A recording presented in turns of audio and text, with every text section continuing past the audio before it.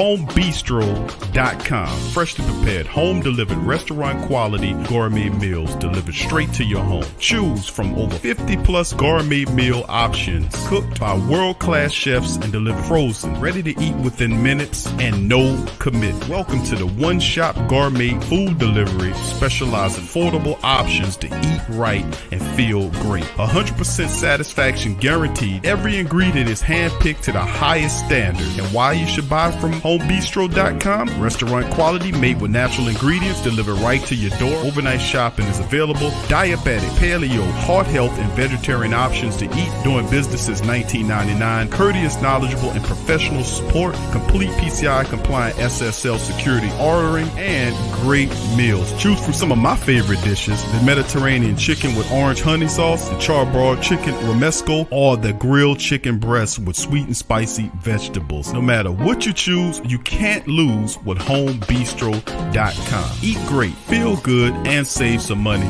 with homebistro.com. Hit the link in the description section below for more information.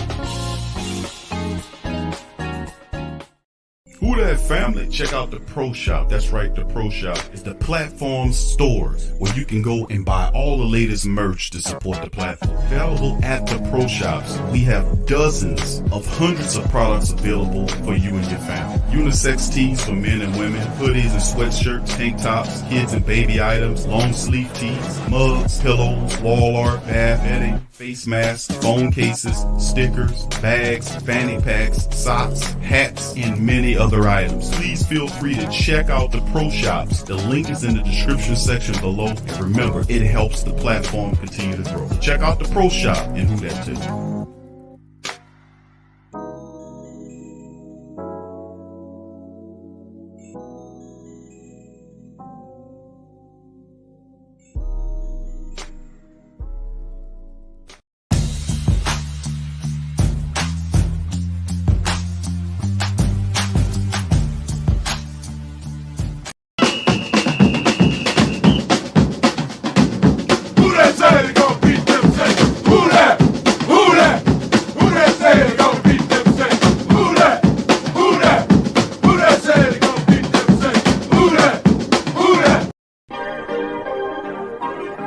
Yeah.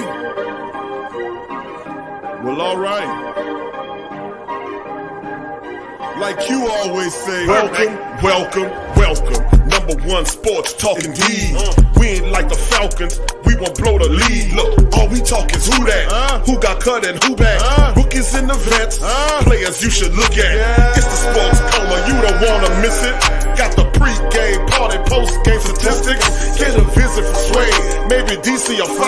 It's the hottest thing smoking, Big Q and the guys. Go to YouTube Live, make sure you subscribe. Interviews inside the Saints locker room high. Talk to Drew, Jordan, Zach, Peyton, New Orleans, Who Dat Nation. Best believe when I say we bleed gold and black. Ain't a miracle or robbery could ever hold us back. No, Beastquake, Bounty Gate, let the truth be told. It's the sports coma, all we know is say Super Bowl. Yeah. You're listening to the Sports Coma with Big Q and the guys on the PRO Media Network.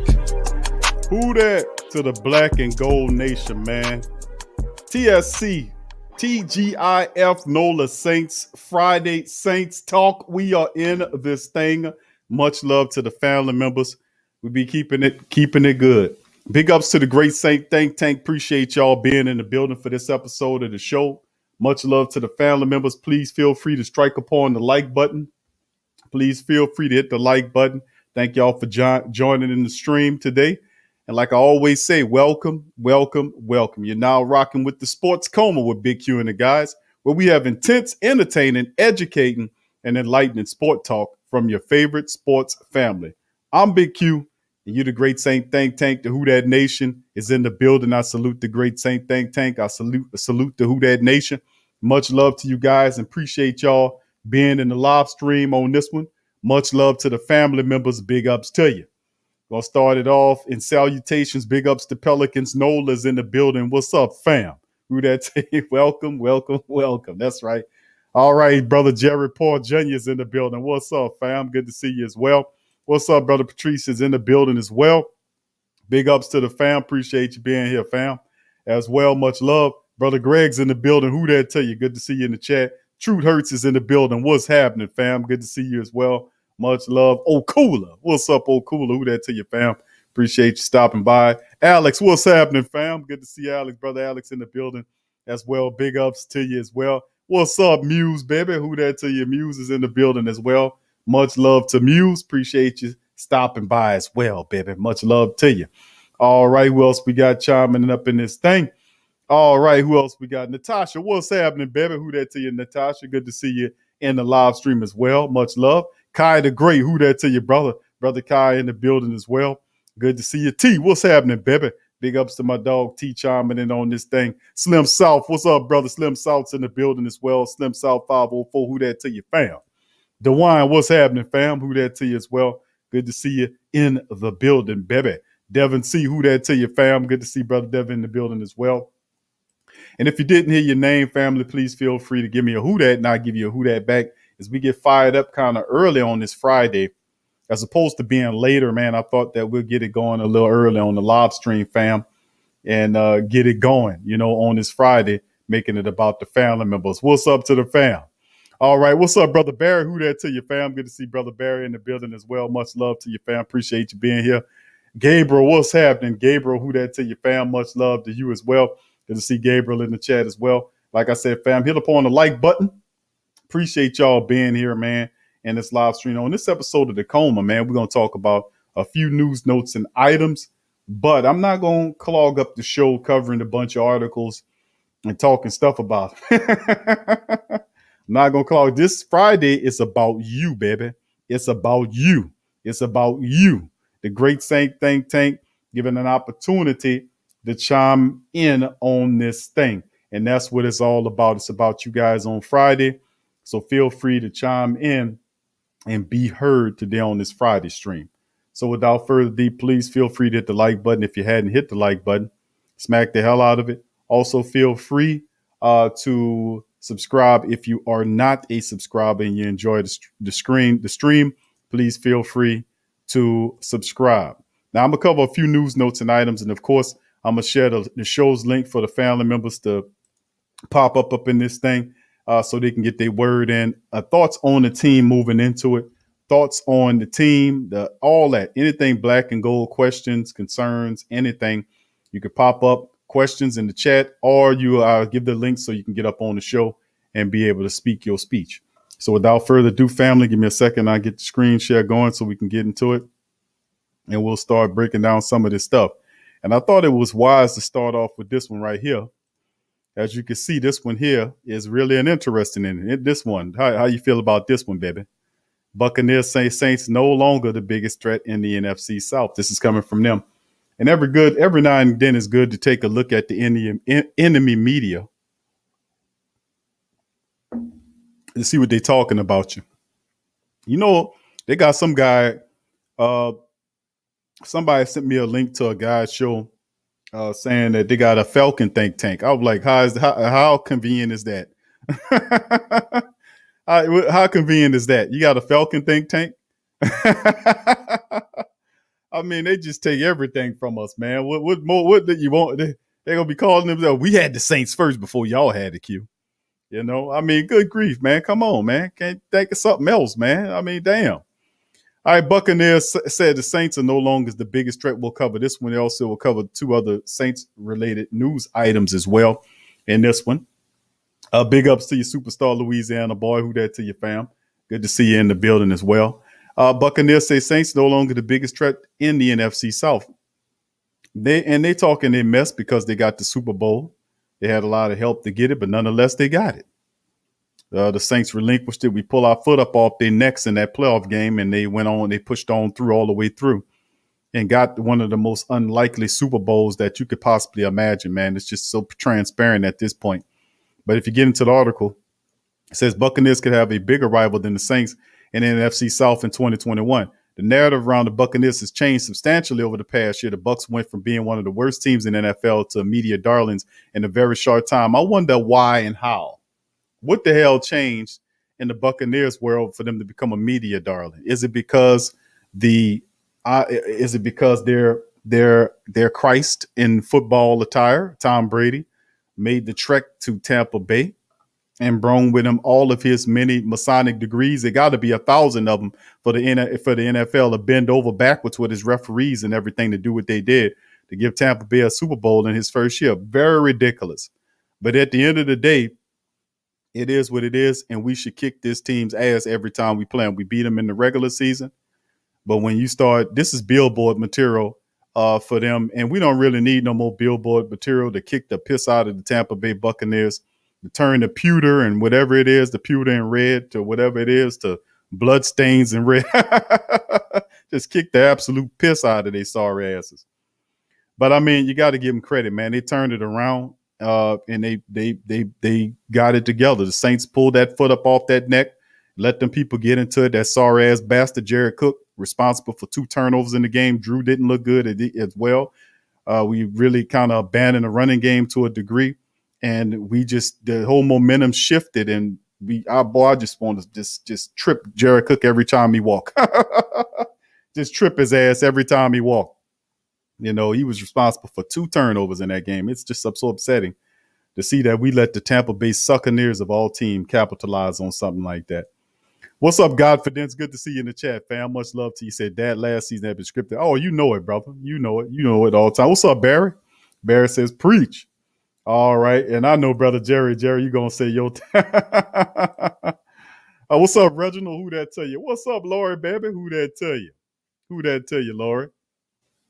But yeah, let's hear what the little smack talking they talk about. During their years as the punching bags, the Buccaneers watched the Panthers and the Falcons make it to the Super Bowl. The Saints wouldn't run right as the decline began, and New Orleans has always been very close to making it back to the big stage several other times as well, having to get crushed by teams with MVP candidates and Super Bowl talent for the better part of the decade made it feel like the Bucs were always punching up in rivalry matches, and these seldom came down to 50-50 splits in Tampa's favor. Tampa lost most of their games against 3 of their opponents for quite some time, but there was still an extra level to the rivalry with the Saints.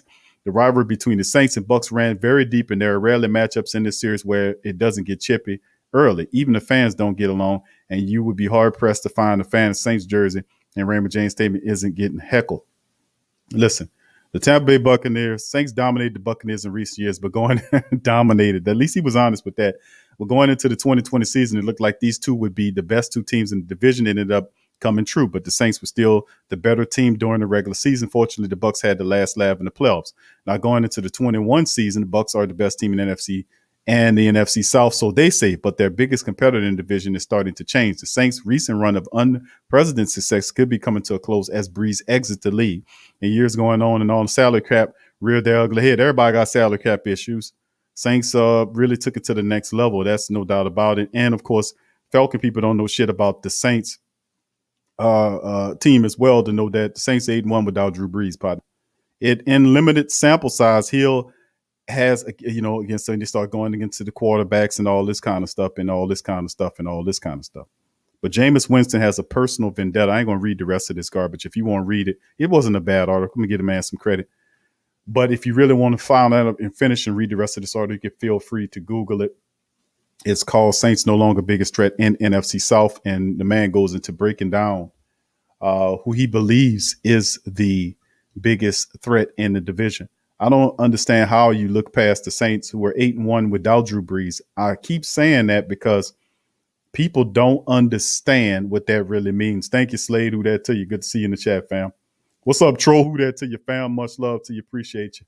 Pick it and flick it. Who that, baby? Good to see you in the chat as well. A lot of people don't understand just what that means. What the hell that means. They really don't understand what it means to be 8-1 without your Hall of Fame quarterback. Could Tampa Bay Buccaneers go 8-1 if Tom Brady wasn't there? Hell no, they couldn't. Could the Green Bay Packers go 8-1 if Aaron Rodgers wasn't playing quarterback? More than likely not. You take any team that has a Hall of Fame quarterback at the helm and he misses 9 games, then probably they'll lose at least half of them, or they might, if they're fortunate, come out with 1 win ahead of the loss. The Saints went 8-1 and could have went 9-0 at the loss. The lone loss was the Philadelphia game. We basically lost that game on the back end of that game with Taysom Hill. You know, he should have scrambled to pick up the 2 or 3 yards or whatever it was. And had he had done that, it would have been a different outcome. For whatever reason, he decided to stay in the pocket to try to make a play as opposed to use his legs to take off. And I surmise that more than likely they were trying to win, see if he can win from the pocket. That is not his game. He struggles from doing that. And usually when he doesn't see what he likes downfield, he takes off. And if that works for him, let him do it. As long as it's gaining yards and making things happen, let him do it. But the Saints are no longer the biggest threat in the NFC South. And I'm not saying that because I'm a Saints man, black and gold all the way through. If the Saints were the worst team in the NFC South, I would call it out. I would say that. But the reality is, how could you call the Saints not the biggest threat? Every other team in this goddamn division is in it. You don't know what Carolina's going to bring. You don't know how Sam Darnold is going to react there. He hasn't learned an entire new system. It's going to take time for him to pick up the system. You can't expect immediate success out of a guy like Sam Darnold, been struggling over the last several years in a dysfunctional situation. He'll come in and have some successes, but ultimately it's going to take time for him to learn the game. You go with Atlanta. Matty Icy Hot is there in Atlanta. They're an older team. They have a few pieces to plug. They're trying to get rid of Julio Jones. The defense is still a question mark. Offensive line is a bit of a question mark. So you can't say they're ready. But you look at the Saints, you say, well, Drew Brees is not there. Thus, the Saints are not the biggest threat. If the Saints aren't the biggest threat to the Tampa Bay Buccaneers in the NFC South, who the hell is? It most certainly are not the Falcons or the Carolina Panthers. Get real. I mean, these people really need to do research before they start talking about other people's teams. We were 8-1 without Drew Brees. Respect our minds on that. 8-1. The Saints quarterback system is very friendly. And listen, Jameis Winston he's going to play with a vendetta against Tampa Bay, who basically shipped him out of there, who got rid of him and pretty much put all the failure on Jameis Winston. Reason why we were losing so damn much because Jameis Winston was throwing all of them interceptions. Never mind that the coaching staff was in flux. Never mind that he had never had a consistent running game. Never mind his offensive line was topsy-turvy. Never mind all the injuries they were having. Never mind the defense never showed up to play. Never mind they kept switching coaches. Never mind they kept switching offensive coordinators. Never mind, I keep going on and on. But simple people will say that, hey, man, it was all Jameis Winston. That's why when Tampa Brady came to town, that's why we won a Super Bowl in our first year. No, the reason why you won a Super Bowl in your first year is because the NFL script writers were able to say that this would be a better bet. Now had Drew Brees retired the previous season, Tom Brady would have came to New Orleans. He would have came to the black and gold. Had Tom Brady come to the black and gold, you would be hoisting the Lombardi this year. And everybody knows that and sees that, man. Especially toward the back end of the season. And during the season, you can see these egregatory calls from the referees, the scumbag referee staff that know the script and play along with it. That's why I'm saying, if it's don't tell if it's a comedy thing or if it's a tragedy, tell me it's a comedy. Don't have me up here watching this and you told me that it's a comedy or tragedy and it's really a comedy. You know? If it's a football league, let it be football. Don't come up here with this referee nonsense talking about the referees is fair. The referees are not fair. I'm a New Orleans Saints man. And I tell you to your damn face over the last several years, I've personally watched some of the most egregious, stanky, rotten, pitiful, awful, backstabbing, slimy, underhanded, smelly ass, back ass, rotten, disgusting piece of craptastic ass calls that I possibly ever can imagine from the referees. Everything from Chauncey Gardner-Johnson getting penalized for pulling the man off the pile, and they called it that. Flag on Chauncey Gardner-Johnson for pulling the man up off the pile. Never seen that before. Stopping when Cam picks up a fumble to go the other way, they blow the play dead, not knowing what the hell happened. They just blow it dead. Every game they take touchdowns off the boards from the Saints. Every damn game they take touchdowns. I mean, I've seen it all, including the most obvious of them was the no call against the Rams in the NFC Championship game of several years ago. Most pitiful calls ever. But at the end of the day, we beat the referees. We beat their asses. We beat the referees and the teams that we play. And I've been saying that for some years. You know, I've been saying that for some years. And I will continue to bust the referees' ass and expose them and anyone that put their rotten, scummy, scrawny, rotten, underhanded hands on the game in a way where it tries to tilt it toward the other person's favor while yelling to the people, we are a fair league with integrity. Cut it out. Cut that crap out. You are not integritous. You don't have integrity because you say you do. That's something that you have to display. People have to see integrity in you. They have to see honor in you. I don't care how many of these bastards running around talking about they honorable this or honorable that. You're not honorable is not a title somebody gives you. It is an action that you must display before you can be called that. You're not honorable unless you do honorable deeds. You don't have integrity unless you do things that have integrity in them. But if you cheating people and doing underhanded calls, you have no integrity, even though you say you have. You, sir, are a hypocrite, and you are worthy of to be exposed. So that's the game. I don't sit up here and watch the game and let them get away with it, man. They'll do this forever. They do it in front of your face. We can't do that no more. We got to call them out. I've been calling them out, and I hope everybody join me in it. Like I said, when you start talking like this, everybody, it's no way people around you will start saying the same things like, yeah, that's right, and they'll ride with you on that. Notice how the rhetoric of some of the people asking questions is ratcheted up degree, almost like there's a million cues out there. Oh, hey, man, I'm telling you, ripples in the water. That ripple effect, and I've been talking this for years. I don't know how many shows I've done. I don't know how many damn shows, but I've been talking like this for a long time, and it is getting out there, and it's affecting mentalities and mindsets, and it is changing things, and I think that is terrific. We need to start living by what our words say and not what we pretending to be. Stop pretending and be real and live out in realness, and stop the pretending. But anyway, this is what they think of you. So remember this when we play Tampa Bay, so we can smack the living crap out of them as well. Because the Tampa Bay Buccaneers, we got a couple of Tampa Bay people that listen to the show, and that's no disrespect to those Tampa Bay people, but you and yourself, keep it real. Keep it real, man. You know for yourself when you was 7 straight seasons of losing, and this man comes and he's just that great. Absolutely not. Absolutely not. Something is awry, my friend. Something is awry. But anyway, let's get into the next article. Saints offseason calendar updated for roster cuts and preseason games. This is coming by way of Saints Wire. The New Orleans Saints shared details on their slate of preseason games this week. So it's a great opportunity to update our offseason calendar and see what's ahead for the black and gold. I've updated the list of dates and to remember for team workouts, franchise tag deadlines, and of course, those exhibition matchups later this summer, as well as the looming roster cuts and the start of training camp. Mark your day planners accordingly. And here we go. Monday, June the 7th is voluntary organized team activities. You can see this is the third and final series of the workouts at the Saints facility, wrapping up the following Thursday on the 10th. Attendance has been solid in New Orleans during the previous seasons, May 25th to 27th, June 1st to the 3rd, with most of the work happening in classroom and weight room settings. Now, Tuesday, June the 15th is the mandatory mini camp. And will the Saints hit the practice field for their last big gathering before training camp? We'll have to wait and see. But the team will be together for 3 days before the break for summer, and they may continue to exercise caution and another C-19 impacted off season. All right. Then there's Thursday the 15th, which is the franchise tag extension deadline.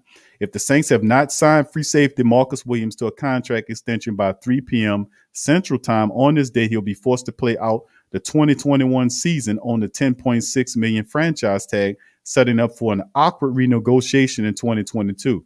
It benefits both parties to reach an agreement. Williams gets the long-term stability and lucrative payday he wants, while the Saints can create much-needed salary cap space by reducing their cap charge with a new deal.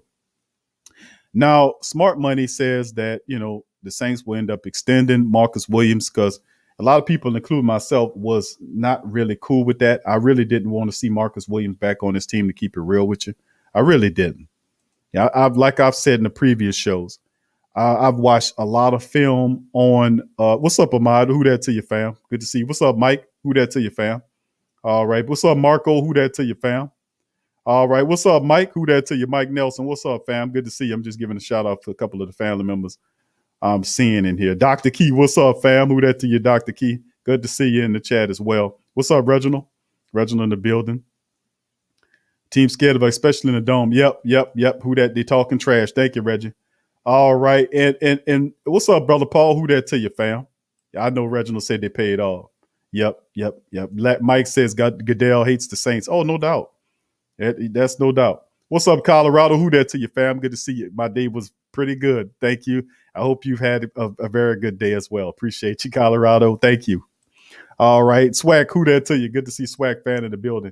T-Cell, what's up, fam? Who that to you? All right. So it's interesting to say the least, fam, about, the way I personally, no disrespect to Marcus Williams. I think he's a really good dude. I've said that. But, and the reason why I wanted to change safeties is because in 67 starts, let's get this straight. In 67 starts,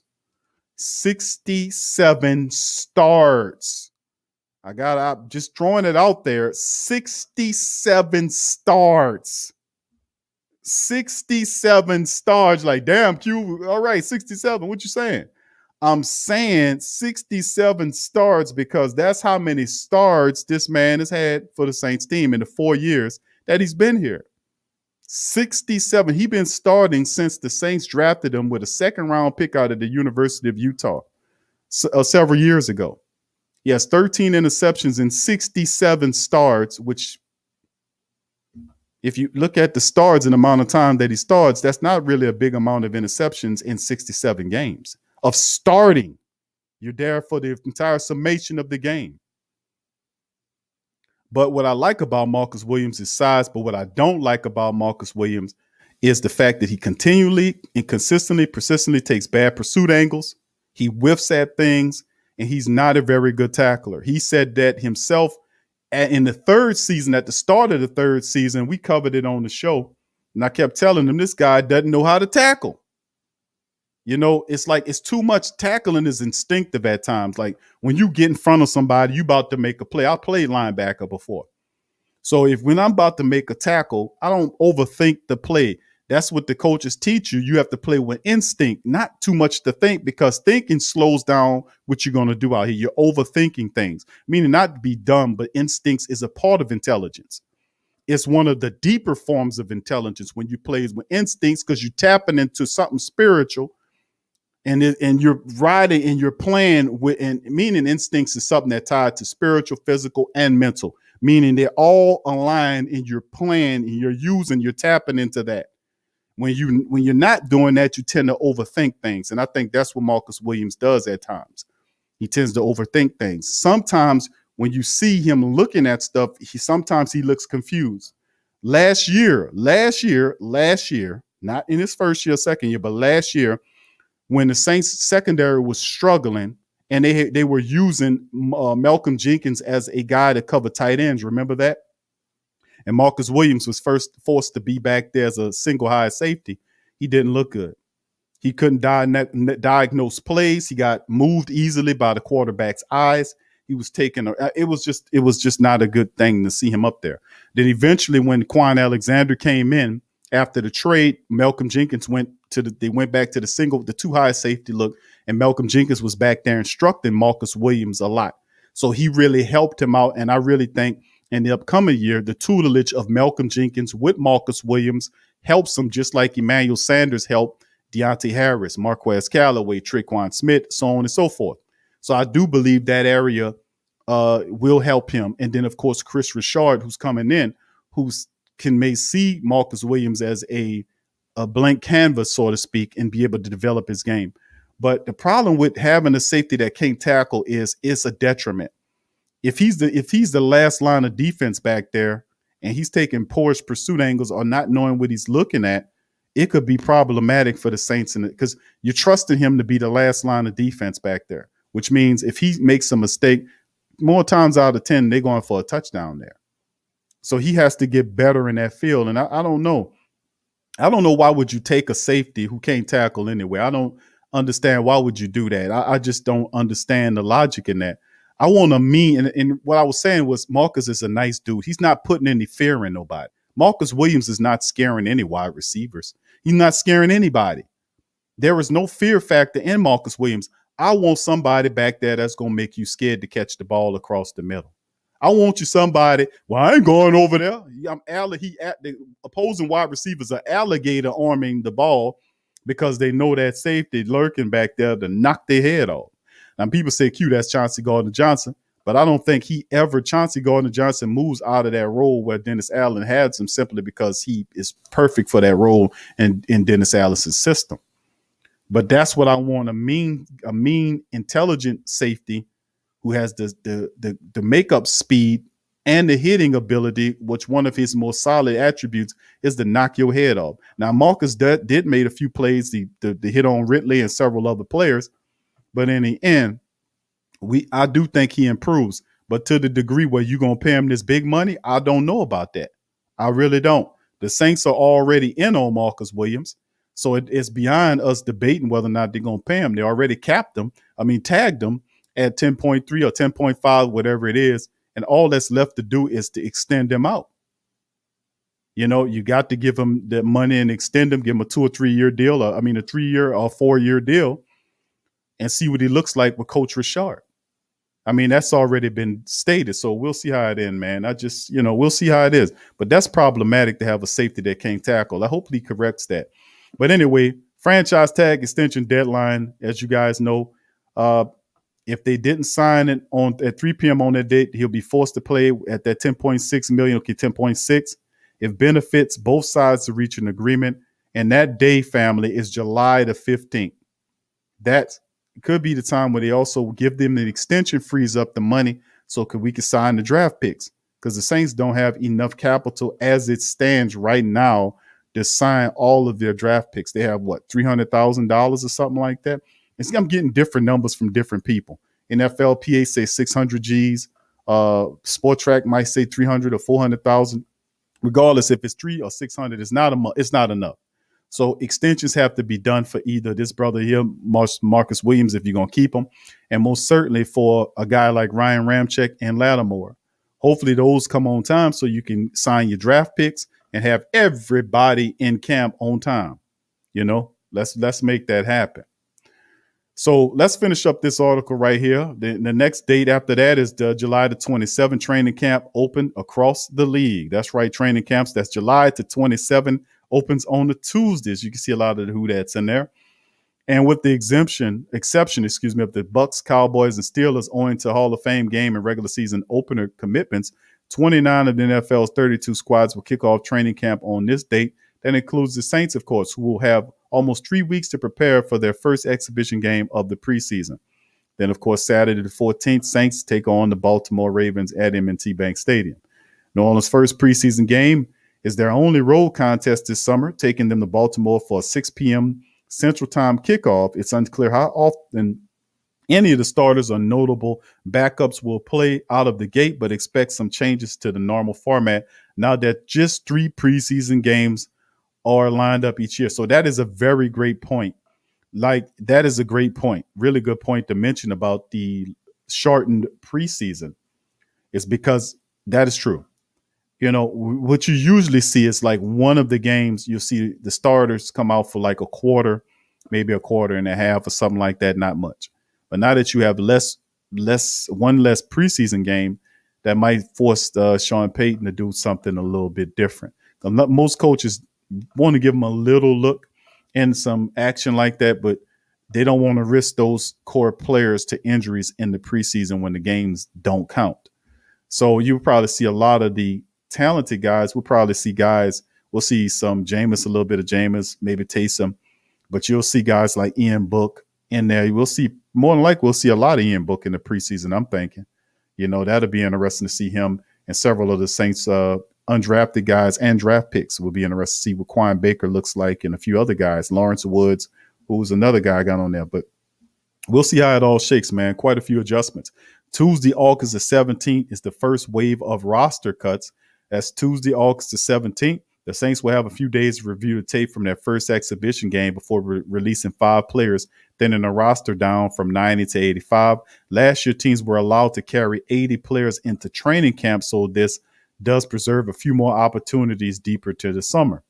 Monday, August the 23rd, Saints versus the Jaguars, another preseason matchup. The next week, the Saints will return to New Orleans for a nationally broadcast matchup of ESPN with Trevor Lawrence, Travis Etienne, and the Jaguars at 7 p.m. Central Time. This could be more of a dress rehearsal for the starting offense and defense that we typically see, especially if either Winston or Taysom is beginning to run away with the quarterback job. All right, Tuesday, August the 24th, second wave of roster cuts. Another 5 players must be released immediately following the second preseason game, bringing the total down to just 80 players under the contract. Some of those decisions will probably have been made going into the matchup, but a strong performance could buy some fringe players a little more time. That's a great call because that's what happened with Shy Tuttle. Shy Tuttle really stepped his game up, and he wasn't looking that good, but then Shy Tuttle really took a plus in there, man, and really pushed himself into a roster spot. We'll see if somebody emulates that. Saturday, August the 28th, Saints versus the Arizona Cardinals. We'll see that. Our 3-game exhibition series wraps up at home in the Dome, 7 p.m. Central Time, with the Cardinals flying in for a visit. This is the final audition for many of the remaining players to make their case for a roster spot. It also could be there when some positional battles are decided, like Carl Granderson versus Tanu Passanio for the 4th defensive spot, which that is not going to happen. Passanio will be an interior guy. Carl Granderson and will definitely make the team, in my opinion. I think the top 4 defensive linemen you will see behind Cam and Davenport will be Carl Granderson on one side, Peyton Turner on another side, and Passanio would be a guy that can play defensive end, but his value with the Saints is interior defensive lineman. I keep saying this. I don't know why they're not getting it, but we'll see what's going on. Tuesday, August the 31st, third and final wave of roster cuts. Here's the big one. When teams must reduce their rosters all the way down to 53 contracts, the good news is that they expanded the 16-man practice squad is here to stay. So many players the Saints will release will have opportunities to return to New Orleans should they pass through waivers. Also, to make mention of, 16 roster spots of the 16-man practice squad is here, and they have, I think, 8 slots of that practice man. The practice squad is protected slots where you can designate players, and they can't be picked from your practice squad. So guys like if Ian Book is on the practice squad and they go with Trevor Lawrence and they practice squad Ian Book just for, whatever, you could put him and protect him on the practice squad where nobody can pluck him off of there. You can't protect everybody, only a handful of them. I think it was 8. I think 8 this year. I'm going to check on that. But this is the article right here from all of the way what's going on since calendar for those who want to know what's next coming up. We've covered it here. All right, let's move on to the next one. Give me just a second. We'll bounce into the next article here. We'll cover. And give me a second, family. After I get through with these here, then what we'll do is we'll open up the lines of communication for the family members to chime in on what their thoughts on this thing. All right, let's get to the next article right here. And we've been calling this out and talking about it for some time, but now look at this. How about this? Look at this in here. How about this? How about that? But when we seen the dude, I said, man, that dude needs to be a tight end. Good to see great minds all think alike. You know what I mean? How about that? What you think about that? All right. Big ups to you. What's up there? Who else we got there? What's up, Uncle Paulie? He says, hey, Q, the Saints need to look for the cuts the other teams make from their secondary. Saints still need depth and help there. I agree with you. We could use some help there. We really could. Uncle Paulie says Swearingen need to be back on the team for depth and help. That could be a possibility as well. Godfidence says Raphael Bush was a dog. Yeah, he did really well. What's up, Darrell? He says, Q, did you see the policy in the NFL ended about black players? No, I did not. Share it in the link. Tell me what it was, and we'll talk about it. Mike said he has great cover skills, but his tackling needs improvement. JT, who that to you? Good to see you in the chat as well. All right, big ups to you. What's up, Teal? My dog Teal is in the building. What's up, Teal? Good to see you, my brother. Appreciate you being here. What's up, Tasha, baby? Who that to you? Good to see Tasha in the chat as well. Big ups to you, and much love to you and Yearn. All right, who else we got chiming in, man? Big ups to the fam members as well. All right, Mike says, what do you think about Lorenzo Neal Jr.? I think I talked about his game. Like, if you watch him, he reminds me a lot of Shy Tuttle, man. He really does. He's not as sleek and smooth as Shy Tuttle, but his game reminds me of a Shy Tuttle a bit. He's big. He got the skills, and just like Shy Tuttle, what hurt him was injuries throughout his college career because he was a sought after. He was a top notch athlete coming out of high school. And when both of these guys were, and when they got into college, they had a series of injuries that kind of derailed their college career. So the Saints really got a steal in King Tut. And I think Lorenzo Neal Jr. could be a big bonus too as well. So, I mean, I think he reminds me of Shy Tuttle. We'll see how he develops, man. He got that NFL pedigree with his father. So we'll see it, man. We'll see what's going on with that. Yeah, we all called it that, Dr. Key. We kept talking about. What's up, Ryan? Who that to you? Yeah, but yeah, Dr. Key, we were talking about this guy, and we basically like we spoke it into existence, man, because it's hard because you look at what he was doing last year for the Saints. He was doing a lot of blocking out there for the Saints. He was doing a hell of a lot of blocking. It made only common sense for me to say, yeah, man, this guy, he's big. If you look at him, he's a big wide receiver. He stands out, and he's a guy. He's already a really solid blocker. And he's a red zone threat. They knew that when he was at Oregon. Now, he did have a few games where he had the dropsies, but I think that our wide receiver staff can get them together. But if you look at the Saints tight end room, they're lacking a guy like Juwan Johnson. That's why I was saying he needs to be there. He needs to be in at that tight end position because truth is told, I don't see that he's not going. I don't see him as a top contributor against all those fantastic wide receivers we have. When you talk about Callaway, you got Traquan Smith, who's the starter. You got Deontay Harris, who, in my opinion, is the third best wide receiver we have. Then you have Marquez Callaway. Then that's LaJordan Humphreys, which I think LaJordan's better than Juwan Johnson as a wide receiver. He's been here a little longer. I think LaJordan Humphreys is being slept on. And then there are other wide receivers like Aesop, Winston, and McCleskey, who are speed guys. We don't know what they can bring. And then, of course, Quan Baker, the 7th-round draft pick out of South Alabama. So they have some very talented wide receivers. It makes sense for Juwan Johnson to stick on the team by moving him to the tight end position. It makes all the sense in the world. But look at it. You have Adam Troutman in his first year, and we expecting big things out of him. Vanette, who really, based on what we know, all he does is block.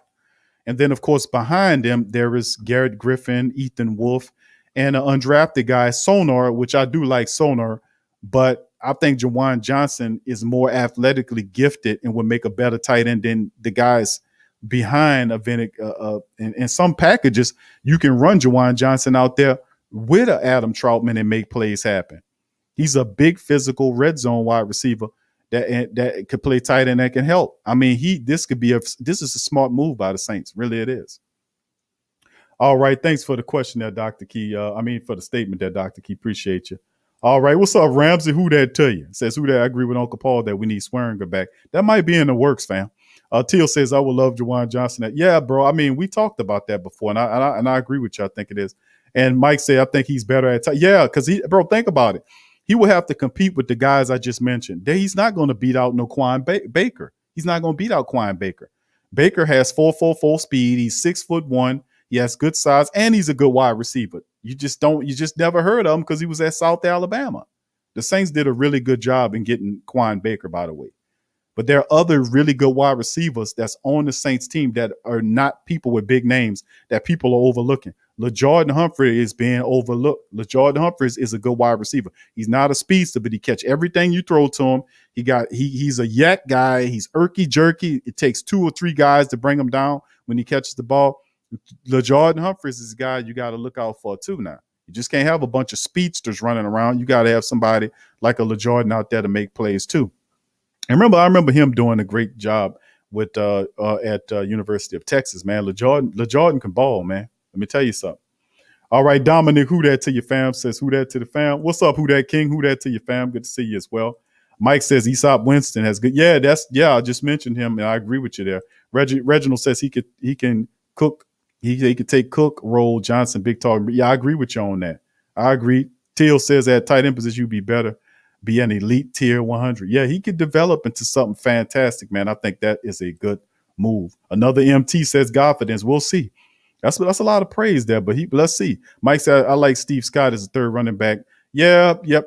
I'm hearing, we'll see. Undrafted running backs always draw our ire, because of that, of our track record of bringing guys like. But let's get into this article right here. And like we talked about, here, Juwan Johnson referred to himself as a tight end on Instagram. Nick Underhill said, and this make all the sense in the world. We've been telling it. When you know football, you can look at stuff. You got like a sixth sense where you can see stuff up ahead. Like, man, this guy's a freaking tight end, man. Just like when you was looking at PJ Williams, like PJ Williams is not a cornerback. He's a safety. If we could teach him to cover a little bit better, he could stick around a little bit, at least for a little while until we find somebody better. But Juwan Johnson, in my opinion, he's a big human. He's 6'4", 231, and he just looks like a big physical tight end, man. He really is. And he blocks his ass off. You put the film on, he blocking his ass off out there. Look how he's just big. He's a big, it's going to take a lot to bring him down. And he doesn't have the what's his name? Oh my goodness, what's his name? I forget his name, but he one of the biggest, sorriest wide receivers that we ever had here. What was his name? What's his name? Coleman. There you go, Coleman. Coleman was so sorry, man. He was soft and sorry. He was 6 foot, what? 6'6"? Was he? Coleman was 6'6". It was something like that. And he would let 5'11" cornerbacks mess with him. I'm like, how you that big? Just soft, man. He don't have that soft ass mentality that a guy like Brandon Coleman had. This guy is going to catch the ball. He's going to play hard. And I just like that aspect of his tough physical game.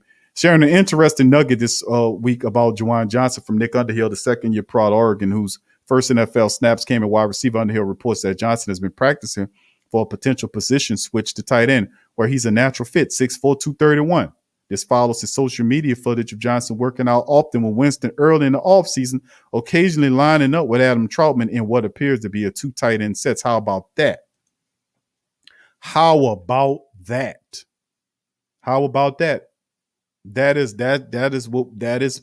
perfect. Who that to you? What's up, Who That Connect? Who that to you, fam? Who that to you? All right. So yeah, that's absolutely that. How about that? I absolutely love that. Just looking at things logically, he would have had a better shot making the team as New Orleans' third tight end behind Troutman and Nick Vannett. Absolutely. And then it's fifth receiver after Michael Thomas, Traquan Smith, Deontay Harris, Galloway, or rookie Quan Baker.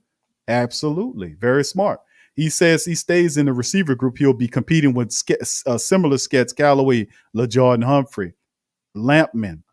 The pool of rival candidates at tight end practice squad holdovers, Garrett Griffin and Ethan Wolf, are comparatively thinner. Garrett Griffin can't stay healthy. Ethan Wolf is nothing on him. I mean, Juwan Johnson is better than both of those guys. I'm just going to keep it real. He got a better skill set. He's more developed to play that hybrid tight end role. And you can also adjust him to play back at wide receiver too. Can you do it with them other guys? No, you can't. So it's going to be, I think this is a tremendous idea. While Johnson got on the field sparingly in his first season, totaling 186 snaps on offense, he spent the majority of them lining up out wide, charting 27 snaps beginning in the slot, 82% of his reps starting out at the edge of the formation. None of them had tight ends, so he would have effectively be learning the position from the ground up. He still had a shorter path towards sticking on the roster by converting. That is well stated, and I agree. But also remember a lot of the snaps that he did play, the fact that when he did get out there, he wasn't catching the ball. He was doing a lot of blocking, which it speaks well to Coach Payton to put that man out there for his blocking. Ramsey says, Q, I think we'll see a lot of Juwan Johnson this year more than Vannett. You could be very right, because Vannett is mostly a blocking tight end. You might see him in the red zone. If Juwan Johnson steps up his game and you see him and Adam Troutman running around, could you imagine? This could be something. Like I said, the Saints, they talking about the Saints is not the biggest competition. These people don't know what's going on over here. They don't know none of this. They don't know nothing about Marquez Callaway, Deontay Harris. They don't know nothing about Quan Baker. They don't know nothing about Juwan Johnson. They don't know nothing about none of these guys.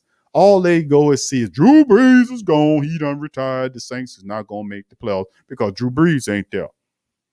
Never mind the fact that the Saints was 8-1 without Drew Brees, almost 9-0. But nevertheless, the Saints not going to make the playoffs because Drew Brees is retired. Ridiculous. Absolutely ridiculous. All right, what's up, Kelly? Who that to you, brother? Good to see you in the chat. Big ups to Kelly, man. Much love, fam. But yeah, this is the ridiculousness of everything that they're saying. But man, I love this idea, what they're doing.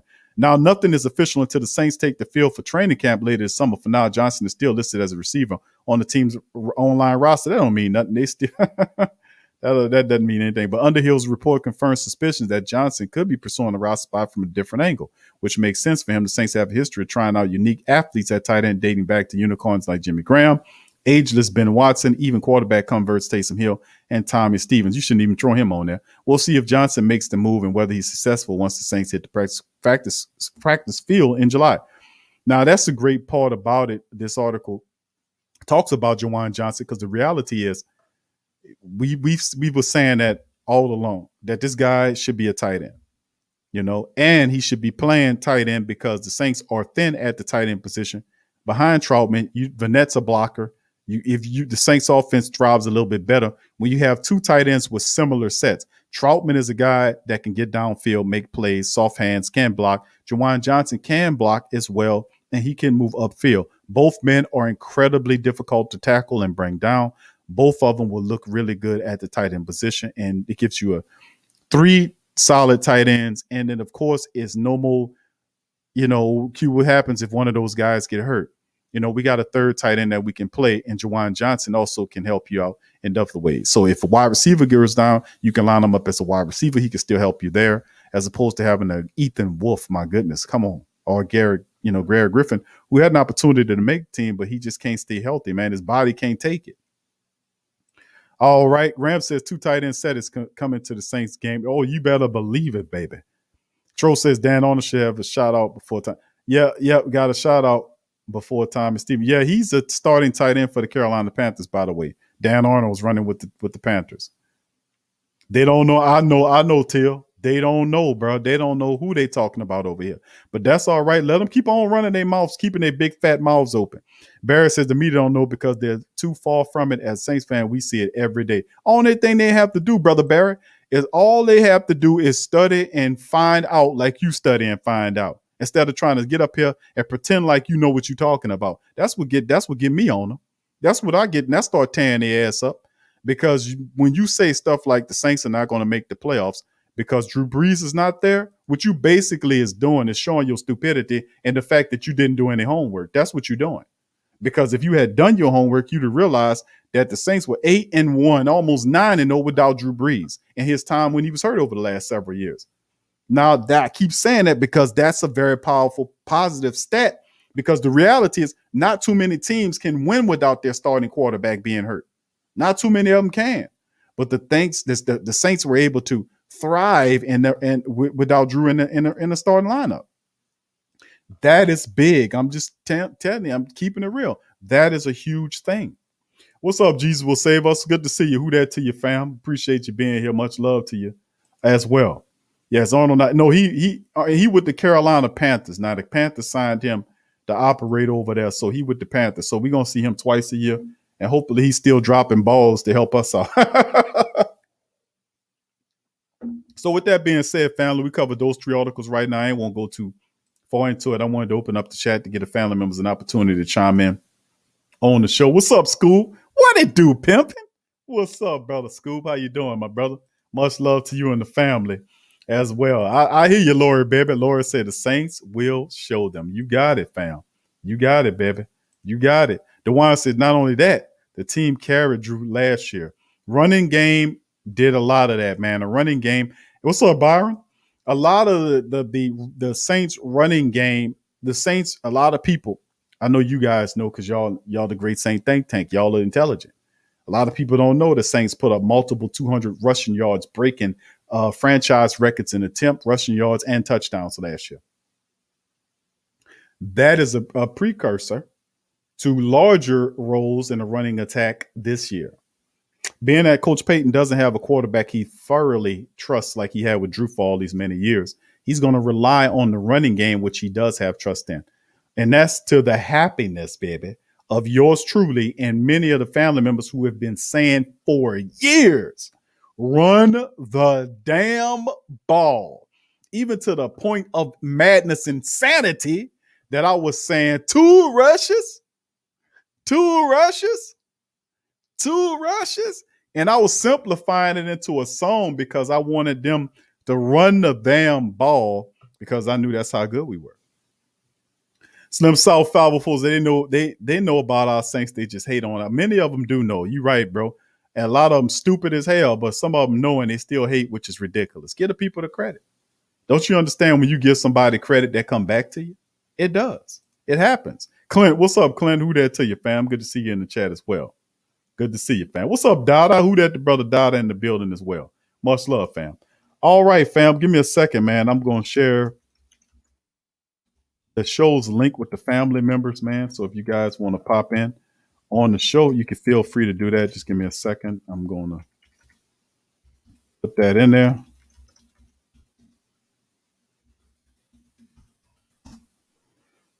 And drop the link to the show. We're going to put it in there. And like I said, fam, if you want to be able to pop in on the Sports Comb, you can feel free to hit that link. Any questions, if you want me to answer, I'll do my best to answer them. Please feel free to put them in the chat.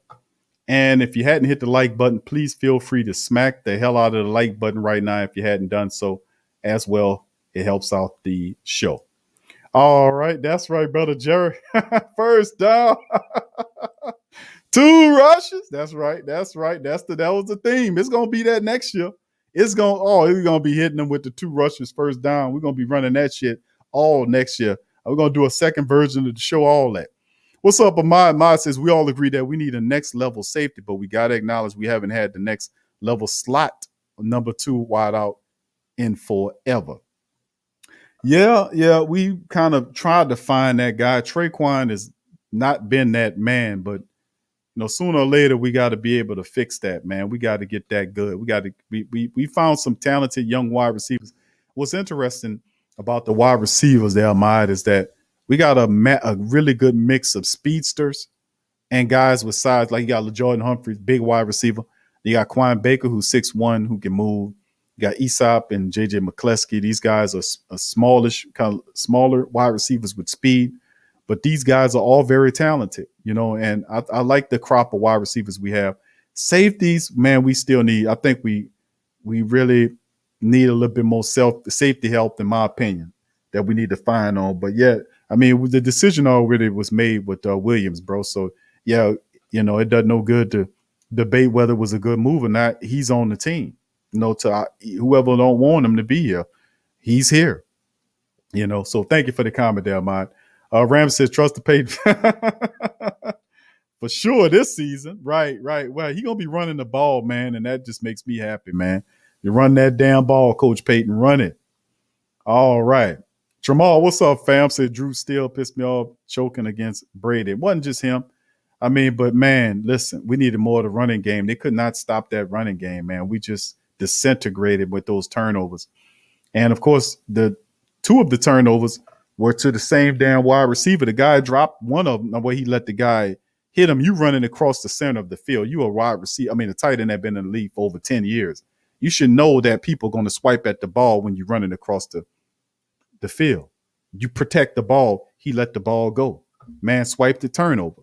Next time he got out there, when Drew threw him a pass, it went right through his hands and off of his shoulder up into the air, and then it got picked off. That's Jared Cook's second turnover. When he fumbled that ball, that was a fundamental issue with Jared Cook. Protecting the ball, running across the center of the field. They teach you that. There are drills on that. That is heavily emphasized in a playoff matchup in home because of what is up for stakes. And you do that, carrying the ball like a loaf of bread, dude just popped the damn thing out easily. It wasn't hard to do. Comes out, turnover, kills the momentum. Comes back to Jared Cook later on, same deal, turnover. I would have pulled Jared Cook out of the game on that because that's a punishable offense, in my opinion. You cannot do that. That was fundamental. You turning the ball over like that. Listen, that's just what kind of coach I am. Listen, I'm going to tell you, before the game started, look, no turnovers. You got me, no turnovers. Protect the ball. All this is what you're telling them to reinforce it in their heads. Listen, no, this is a playoff game. We got the Tampa Bay Buccaneers. No turnovers, no drop balls. If you get an interception, catch it. Catch the interception. Stuff like that. Emphasize, take a, whatever. and then you get out there and commit that, get your ass up off the field, bro. No. You got to go. You know what, Jared? Go sit down about it. Go sit down about it. Go. Be straight. Come on. Who you got next? I give next man an opportunity because I won't let one player. I'm gonna be honest with you. I'm not gonna let one player screw up the whole damn team's opportunity to win the game. I'm not gonna do that because one guy don't have his head in the game. I'm gonna keep playing him, and he gonna be coming. No, hell no. Go sit your ass down somewhere until you get your mind right. You know, that's just how I look at it, man. And look what happened. Boy, I tell you, man, that still stings if I think about it.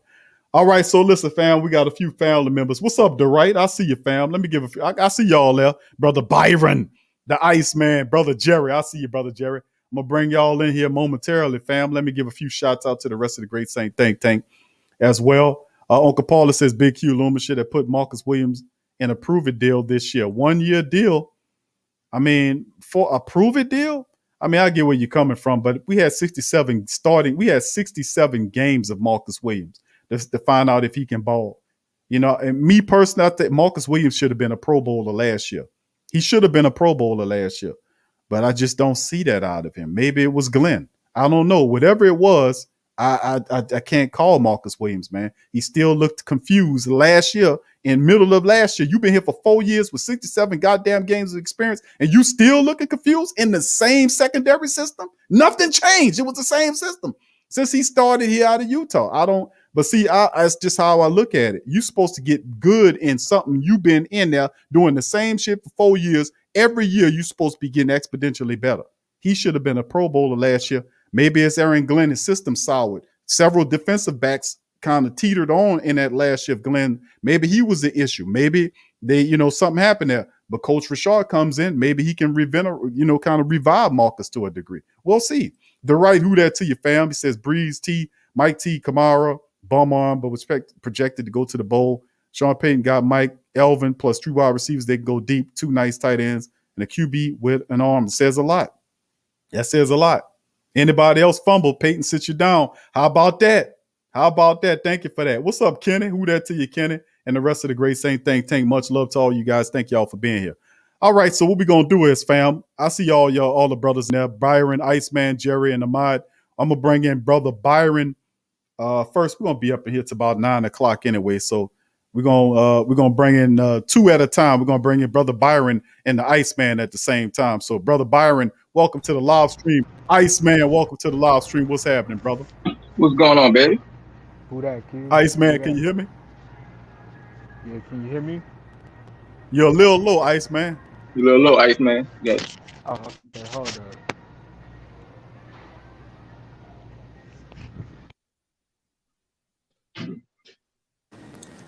What's good, Q? What's good with you there, Brother Byron? Oh, that a little bit better there, Brother Byron. Welcome to the stream, my brother. Good to talk to you. Been a while. Yeah, it's been a little late, but always do it, bro. All right, that's okay, Brother Byron. We're gonna start with you, my family. How you feeling today? What's your thoughts on the Saints on this TGI NOLA Saints Talk Friday, brother? What you got? Let's see what I want to talk about. I mean, based like I said, Q, man, I think we just got everything, focus on this team that we need to make everything upgrade.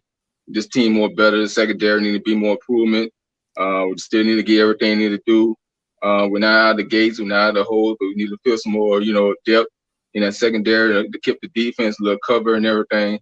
And I think that we can get some more, guys to come into the team, tribute right away. We still need to get another corner. We still need to get a defensive tackle. I think we need to help, that front four, when you got Cam Jordan, Davenport, come off the edge, you know what I'm saying? And then I think that's going to help other guys behind them, when Peyton Turner could play both sides, inside and outside. And I think that, I'm looking for, this defense could be the defense it could be from last year, but I think it's going to be different because I think you could bring some new guys that's going to help a lot more. And it's going to take this team when we need to be at, though, down the stretch. I keep saying, no, that it's got to be a lot more improvement, but it got to develop. but we gotta have a lot of ball skills. We need some dog players to come, as a team that we is as a force, and it's gonna help everything around that we need around and put everything to pieces and be the team that we could be, in the NFC. And I know we're gonna still be the top. We could be at the top of the NFC anywhere it is, though. But the question is, I think we could be as we are unstoppable. That we could be as the best we could best. But we just gotta run that ball, like I said. Run the clock down. Keep that running game going. The passing game is gonna do everything. Got James going, do his part, and he's gonna get the guys over with Micah Thomas and Trotman and Traquan Smith and Callaway and D Harris, and you got Kawhi Baker who just drafted and everything. And I think this offense is gonna be explosive, bro. They're gonna put up so many points. I'm looking forward to this offense. Is gonna be, it's gonna be different with James Winston under center. But the bottom line is, Taysom, he's gonna do his thing too as a role, as a gadget. And I think it's gonna be as a wild card for him to carry the load. Everything is offense behind when James out there is gonna do what he do and everything, and take everything easy.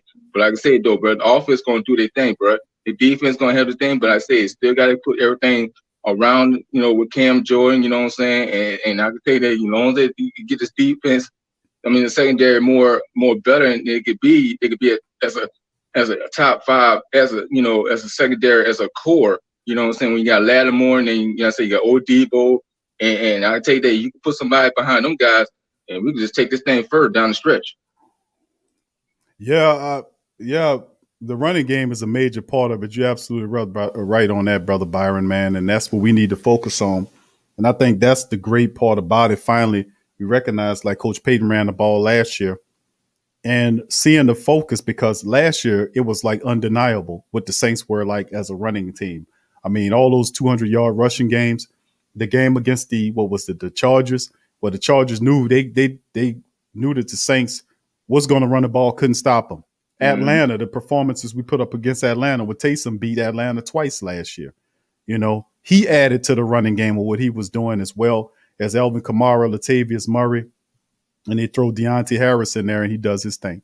So, man, what I'm thinking, man, I'm just really excited about this upcoming year, because I think the running game carries the offense. Where we get the vertical game, we can actually play action. We can go back to play action football, where we use the run game to suck in the safeties, and the safeties come on down close to that line of scrimmage. You open up them speedsters, and Jameis gets that ball deep and take the roof off the defense. And we'll have their head on the constant swivel. They won't know what the Saints going to be able to do. They can run it and throw the ball.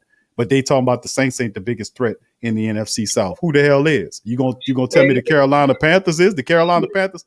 And I said this last show, family. Y'all know it, and it's the truth. And the Carolina family members, they can't deny it either. You talking about beating the Saints, you got a knockoff bootleg-ass offense that came from the Saints. You got a poorly cloned offense that came from Sean Payton. And you thinking you going to beat us with our own stuff? Like, okay, you took this from us. This is his system. You don't think he knows the flaws and fallacies in your system? You going to beat us with our own stuff? Oh, New Orleans Saints, guys, we got you now. We got Sam Darnold now. We got Christian McCaffrey, DJ Moore. We got Terrace Marshall Jr. You wanted Terrace Marshall, but we stole him from you. But we got them all in our new offense, which is the Saints' old offense. So you going to beat us with our own shit. And then Atlanta is even worse. Atlanta running around here, they got Fontenot running, and he is black and gold, man. What y'all talking about here? Y'all some kind of fools or something? Listen, y'all babies, and the Saints is y'all daddy. Let me just put it to you like that. The Saints is all y'all daddy in the NFC South. The Saints are not the big. We would dominate the NFC South 4 years straight, to the point where they was getting bored, man. Dominating these teams, because these teams were falling out of it. There were no competition. Atlanta will play you tough, but they'll fall out of it. Carolina was a joke. They took Teddy Bridgewater, who was with us, to run that counterfeit system that they had in Carolina. They took Teddy Bridgewater. He gave him $60 million on 1 year, then traded him out of that to get Sam Darnold to come down and play. Whatever you do, it's not going to work against us, man. No, it's not. It's not going to work. But I think, go ahead, Byron, and I'm going to give Iceman an opportunity to chime in. The problem is, Q, is I don't want to hear all this talking about the Saints not the biggest threat in the NFC, because the Saints are the threat of the team that could beat anybody in the NFC. You know what I'm saying? The Saints gonna be the top of the mountain. Okay, the team is the Saints. The team or the best team is the Saints. They are the best team in the National Football League. You know what I'm saying? Well, you know the Saints gonna bring. They're gonna bring that heat. You know what I'm saying? They're gonna bring that fireball. You know what I'm saying? They're gonna bring the bat. They're gonna bring the bat. They're gonna beat you and snap you around face to face. You know what I'm saying? That's what the Saints do. You know what I'm saying? They're gonna run down your throat. They're gonna pound you in your face and hit you in the mouth. You know what I'm saying? Don't tell about the Saints they're gonna do everything they couldn't say not going nowhere this year. The Saints gonna be who they're gonna be. You know what I'm saying? They're gonna get towards the promised land. They're always gonna be as the force. They're always gonna be the best of the best as what they is though. You can't take everything away when the Saints not gonna be as a better team. They are the better team. They are the best team in the National Football League. Get your mind right. You know what I'm saying? You can't take everything away from the Saints not gonna or they're not the team they can't beat. You cannot beat the Saints, but the Saints can beat you. You know what I'm saying? But you can't go toe-to-toe with the Saints when they have everything, though. You know what I'm saying? But the Saints going to go on the battleship. They're going to force to force. You know what I'm saying? They're going to bring everything to two. They're going to rock this thing. You heard me? They're going to take everything way to way. You know what I'm saying? They're going to swing and swing. You know what I'm saying? Like you're going to arm to arm. You know what I'm saying? You don't want to go against the Saints. And I promise I'm saying, though, Q, you talking about any team like the Carolina Panthers, they could have got Sam Darnold. Man, we ain't worried about Sam Darnold. Sam Darnold ain't going to do nothing. He ain't deal with the Jets. So I don't hear all that time. Oh, yeah, Carolina is going to be better than everything. The dirty birds to the dirty birds. Tampa Bay is Tampa Bay the sucking. They could have got Tom Brady. Whoopie doopie doo. We still control the NFC South. We still the NFC South champions. We still gonna remain as champions. We still the underdog. We still run this division. You know what I'm saying? We still on the top of the top. Ain't nobody gonna take every the crown that we is though. We still gonna be here. We is in the NFC South. So with the cowgirl, I don't care what it is, the NFC team, they better look out. But I'm telling you, the Saints is gonna make a mission in 2020. And you can't take everything how it is, though, but the Saints going to run all over this NFC. And I'm laying how it is, though, Q. You think I'm joking? I'm not joking at all. I'm putting how it is, though. The Saints going to do what they're going to do to take down everything is, and you cannot go against anybody when you have Jamie Winston in this offense that you're going to have a whole lot of stuff on your task, on your agenda. You know what I'm saying? When you got to worry about the running game with Kamara and Latavius Murray, you got to deal with Michael Thomas, the best wide receiver in the game. You got to worry about Tryman. You got to worry about Traquan Smith. They're going to go deep down the field and get the ball. Callaway, D. Harris. I'm going on all day about this. You got all these offense going to do everything going to do their part. And when the defense, with Cam Jones, you got to worry about. And you also talking about, oh, yeah, the Saints not going to be the team like they was last year and the year before. You got it all twisted. They still gonna be the same team, but they still gonna have the guys surround what we have in our steps. All right, brother Byron, getting fired up as usual. Iceman, let's come. We're gonna come over there to you, brother. What's going on with the Iceman? What you think, bro? Whoa, can y'all hear me? Can hear you good, my brother. It's good, man. All right, man. It's been a while since I chimed in, man. I know. I'm gonna keep it real. I kind of tuned in when you was talking about Jamal's question or his chat when he was saying that about Drew in the playoffs and stuff. Mm-hmm. I'm gonna keep it real. I have been watching, and I do feel like we are like the can do the underdog this season, man, and like take everybody by storm, man. That's kind of what I've been thinking. But I do have some things that are kind of that I've been paying attention to. Like I'm still kind of puzzled about the whole Marcus Williams thing. I don't know why we keep revisiting this. I don't know why I don't know what this love affair is about, the ball hawk thing and all that, but I just think that I'm over Marcus. You didn't know he was a ball hawk? I mean, 3 interceptions a year, man. Like, I ain't really feeling that, fam. I'm gonna just keep it real with you. Man. I didn't see a ball hawk. Yeah, but for every interception, there's also inexplicable play at the goal line. I mean, what about what Adrian Peterson, an older Adrian Peterson, did him at the goal line? I mean, mushed him forward. He was up too high. He don't know how to tackle. I know he don't know how to tackle. You never tackle a guy as strong as Adrian Peterson that high. He just mushed him out of the play. But that's what I'm saying. He don't know how to tackle, man. I mean, but you go ahead, Iceman. And then you look at someone that you always point out, like a Jonathan Abrams. This dude is coming downhill, man. I don't know why. Like, I don't know what this is with the Saints, man. I don't know why we get these old retread tires and all of this. I want to go down to the Goodyear every once in a while, man. I'm ready to go down to the Goodyear and get me some good tires. I'm tired of these retreads and digging back in the crates. Like, come on, man. We what was wrong with Jackrabbit? We didn't have the money, We didn't have the money. but Sure Marcus did. Williams got the money. Yeah, he got Right. it.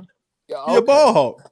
Yeah, I hear you, fam. But this dude got what's Jackrabbit? He got like what top? He's like known for pick sixes and all of this. That's a ball hawk, man. Quit playing, man. That's a ball hawk, man. Quit playing, dog. And you know, I've been paying attention to more to the offense because that's really where the biggest change is at in the offseason to me. Drew not being at the helm. So I hear what people saying about Winston.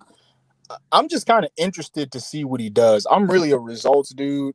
I like the fact that he seems to have had a maturation process, and you know, he's kind of like I don't know how to say it, but he's kind of like flourished into like I don't know, like his being better as far as the quarterback position and stuff. So I'm kind of interested, and that goes with him. But I'm really paying attention to Sean Payton, man. Like, because basically the keys to this season sounds like what we say every year: defense and running the ball. Mhm. And you know, with Sean Payton, we already know that it's not a problem that putting the pieces in place. It's a problem with, like, you know, him staying according to the game plan and not getting out of character and jumping out of pocket and, you know what I'm saying, wanting to do crazy stuff. So I'm not really like, you know what I'm saying, worried about what the Saints gonna do. I know what we gonna do. Like, I know what this team is capable of. But I want to bring this talking point to the Great Saints think tank because I've said this on the last. I haven't said it on the live, but I said it in the chat. When are we gonna start talking about Gail Benson? I'd like to know. I mean, what you want to talk about there, Iceman? I think we need to put it on the floor, and I just want to know what y'all think about it. Like, because I'm looking at it from both sides. And I know maybe same people that watch the Saints maybe watch the Pelicans too. But there's a disconnect, I think, in both franchises when it comes to like winning when it matters most or having the intangibles when it matters most in the clutchest of moments. And I see that trickle down in the Pelicans and the Saints. And we always talk about it starts at the top. It starts at the top. Well, where does that buck stop at other than Gail Benson? I mean, I know we like to say like, oh, she may not know, but I can't give her that excuse because you have all of these great football minds and great basketball minds at your disposal. And I feel like, I'm going to just keep it real. I feel like, you know, she kind of lets a lot of stuff go unchecked, being like Sean Payton just, you know what I'm saying, do whatever you want to do. Or how you say, not letting Trajan Langdon talk, and old dude is talking for him and all that type of stuff, like just letting that type of stuff fly. And I think that breeds dysfunction, and I could kind of see some dysfunction in the Saints in the clutches of moments, and I could see the same thing in the Pelicans, you know what I'm saying, too, as far as them having like stars and having a good enough team to be better than what they are, and just kind of crumbling in those moments. Like, I've seen the Saints have the momentum and be marching and doing exactly what they need to do to be victorious, and they just kind of crumble. And then like with the Pelicans, your season was on the line, play-ins and everything, and they just kind of withered. So I just want to know what you thought about that. And that's what I meant by when are we going to start talking about Gail Benson? Because we always say stuff is, you know, it starts at the top, but she's at the top of the top. So I just want to let. Well, I mean, well, that's true, Iceman. Usually when you having an issue with an organization, you usually would start at the ownership level because they have they the one that facilitated the administrative level and hired the people. But Gail was pretty much put in a position where she inherited these guys. And she's basically relying on what Tom Benson set in motion for her with both situations. But if she gets upset though, she'll step in and make a move like she did with Anthony Davis. She stepped in and fired Dale Demps for his handling of Anthony Davis. When Anthony Davis walked out the arena that time, Gail came in and fired Dale Demps. She did that. So but she's not but Gail is not a football person or a basketball person like you. She got common sense, and she a pretty good businesswoman if you go and research her. Issue is the guys that's there for the Pelicans. I don't totally have faith in these guys. But like with everything, sooner or later, the truth to be shown about who these guys are. It will be. So, like I said, you can. That's a good thing to talk about. Iceman Star with Gail, but you know what Gail would tell you. You know what Gail would tell you, Iceman. You know it. You know the words. But what would she tell you, Iceman? What would Gail tell you? What would she say to you, Iceman? You better get out of here, man. That's the word right there. I can't do it. I can't do it like how you do it too. But I get the sentiment, man. She'll be marching. Yeah. But appreciate you taking my call, good. man.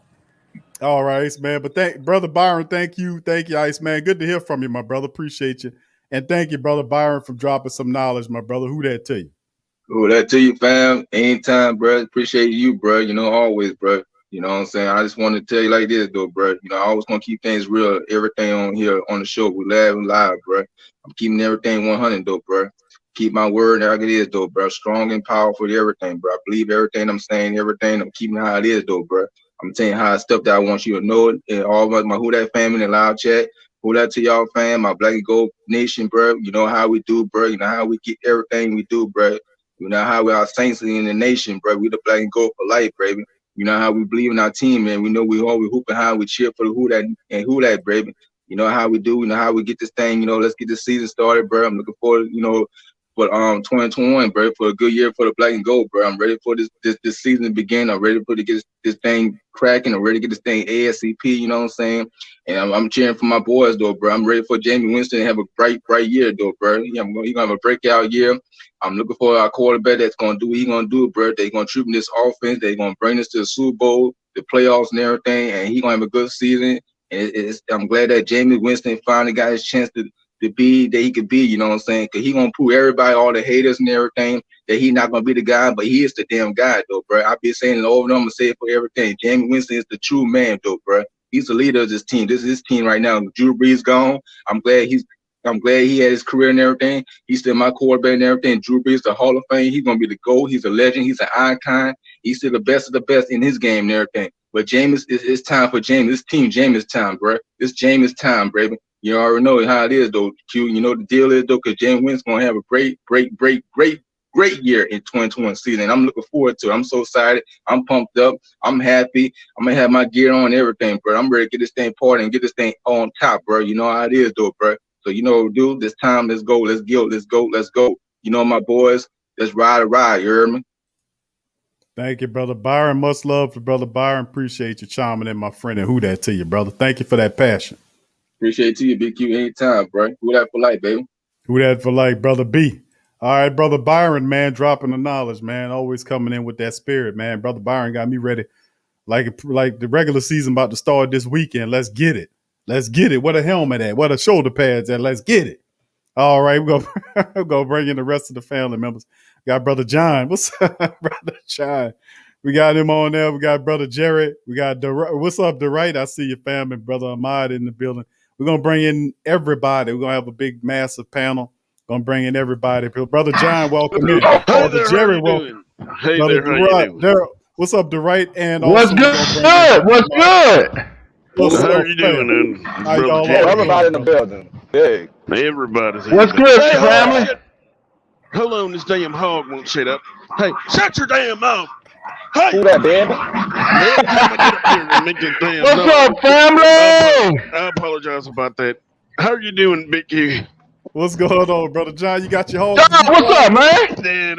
Every goddamn Friday they come up here and make this damn noise. I don't know what's it. Anybody want to buy a hog? I sell them for $5 and a bit of food stamps. But Nah, he's a clown. But I want to talk about the New Orleans Saints and why people aren't giving Taysom Hill a chance. They're not giving Taysom Hill a chance. We all know Sean Payton is flabbergasted with Taysom Hill. Hell, he'll And kiss there won't roses. be no chance. He'll kiss roses from Taysom Hill feet if he had to. Look here, we know Sean Payton loves this guy, and I think people are counting out Taysom, like you said, Q. They're counting him out, and Taysom is probably likely going to be the starter in Week 1 just because Sean Payton is so screwed up in the head about this dude. It's like he can never, like last year, Taysom cost us in those 3 losses that we had, except maybe the Raiders game. But he fumbled the ball against the damn Packers when all he had to do was run straight forward. He has a fumble problem. He's inaccurate as hell. When he throws a deep ball, he throws it up to the damn ceiling of the damn dome. He's just, I don't know what to say. Just Taysom is not the damn answer. And God, I hope he's not the starter come Week 1. You don't Because believe that's Sean Payton problem? Too many personal relationships with players? It won't exactly. happen. That's the It problem. ain't gonna happen. Taysom Hill ain't gonna be the starter. It's already established, bro. Explain what I'm saying, Q. It's already established. You get what I'm saying. Yeah, that's not gonna happen at all, John. Well, I mean, John, you kind of the Great Saint think tank. Nah, this panel is not a kinda snowball chance in hell either. It's not like I want him, but you know how Sean Payton is. Shit, we all know Sean Payton's gonna sit up there. You know he's speaking the truth, Big Q. You know he's speaking the He- truth. I I wouldn't be surprised if he was starting. I wouldn't either, I because that's wouldn't how be Sean surprised if Payton Taysom Hill is. started. That's how Sean Payton. He has As an ego arrogant as problem, Sean and he's gonna Payton wanna has prove been in it. I don't see it. I don't see it, family. I see it. I wouldn't be but I'm gonna surprised. let Brother I Jared hope it talk. don't, but I sure wouldn't be surprised if he did start. I mean, it's the same dude that started Fred Thomas for years. Fred Exactly. Thomas. Exactly. We Yep. all know Sean Payton is an egomaniac, and Hey, he's Big gonna Q. want to prove people Hey, right. fellas. Hey. Yeah, go ahead, Jerry. Hey, fellas, can I say this? Yes, Yeah, sir. go there. First off, what's up? What's good, everybody? I hope everybody's doing good. I hope everybody's doing good tonight on this Friday night. Hope all is well with y'all. Who that to everybody? But Big Q, I got to say this before we go any further. How about the Phoenix Suns put the break on the Los Angeles Lakers and send their ass home?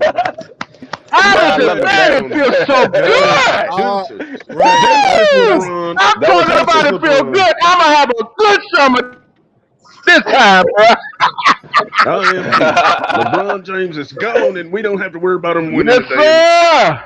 playoff. I gotta say it, Big Q. I had to say that because I know all the Lakers fans are still crying over there.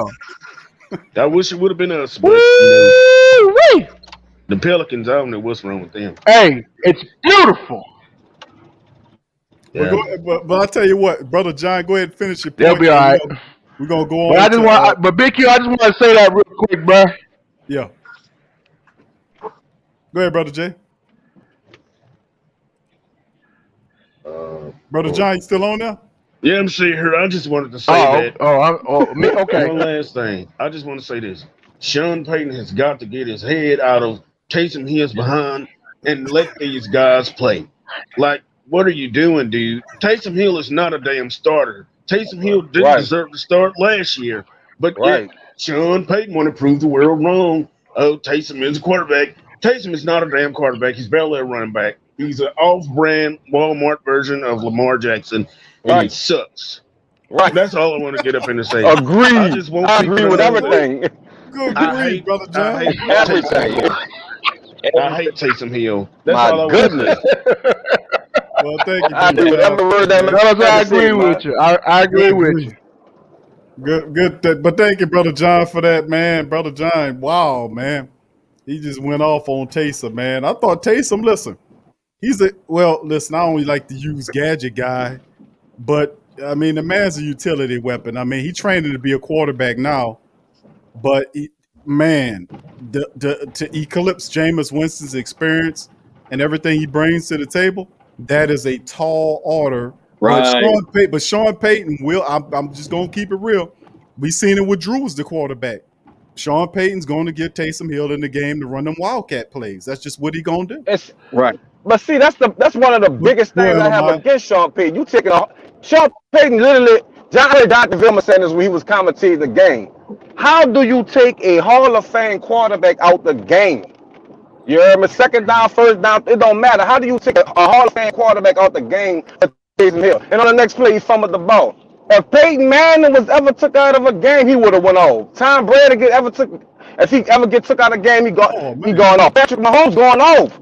That's why I really couldn't respect Drew Brees because you too much of a yes man to Sean Payton. I wish he would have stood up and did what Tom Brady did to Belichick. Just got the fuck. Well, he also put Belichick. He did, and also he put Arians on the media too. Remember what happened with Bruce Arians? And then the thing is, Tom Brady don't have to say a word. You know, he can act a certain way, but he got surrogates in the media that will speak for him like he was him. And he had a bunch of them that were all saying it's like he sent the script to Skip Bayless. He sent the script to that idiot at the PFF camp. He sent the script to all these other guys.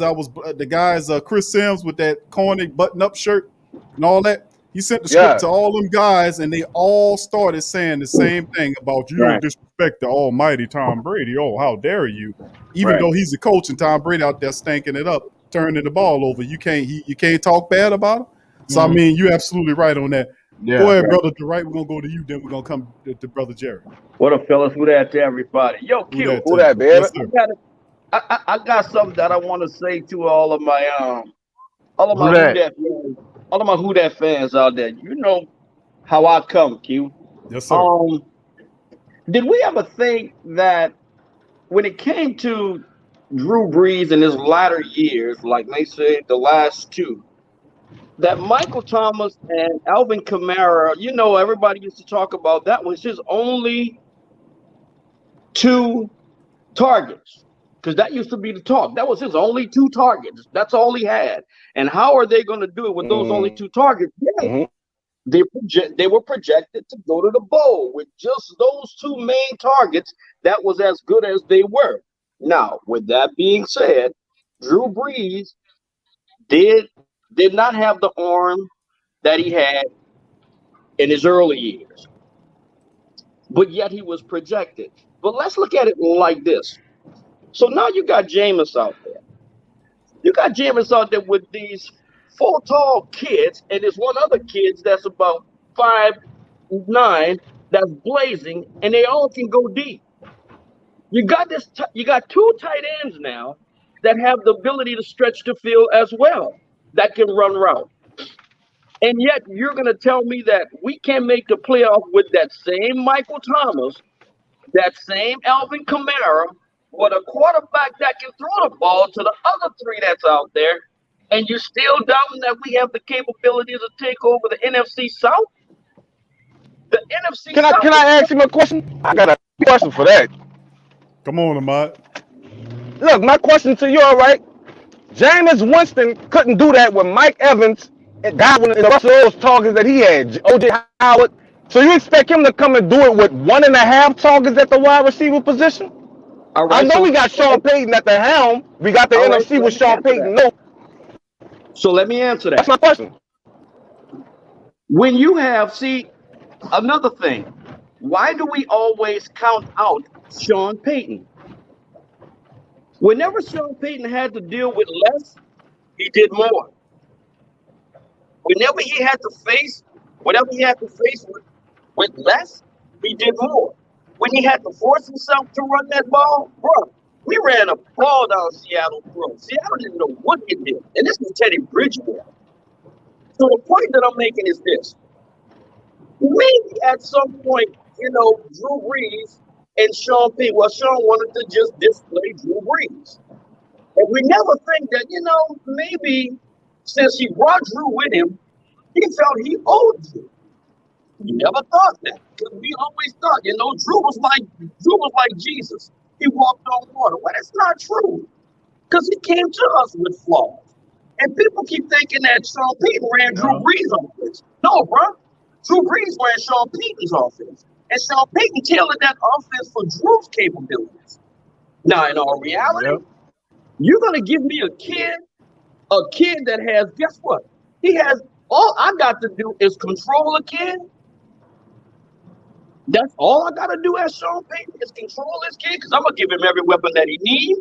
I'm gonna give him the O line that he needs. Yeah. I'm gonna give him the running backs that he needs, and all I gotta do is just control him, bruh.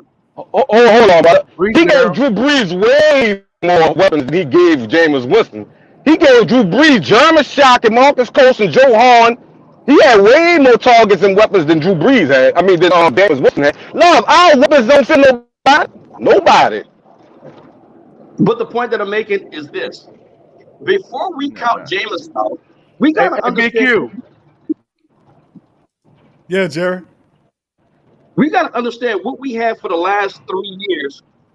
And Now, Drew Brees. I'm sorry to interrupt you, Daryl, and I'm sorry to interrupt, guys, but I got to get ready to get out of here. I got to get ready for 8 o'clock Be on cool, the conference man. call. But I just want to go ahead and say what I got to say so I can go ahead and get out of here. So Go ahead. Go ahead, Brother Jay. and I'm gonna just make it short and sweet, and then I'm gonna give it back to you, Big Q, and Daryl, and the other guy. I'm gonna say this, and I'm gonna close out with this.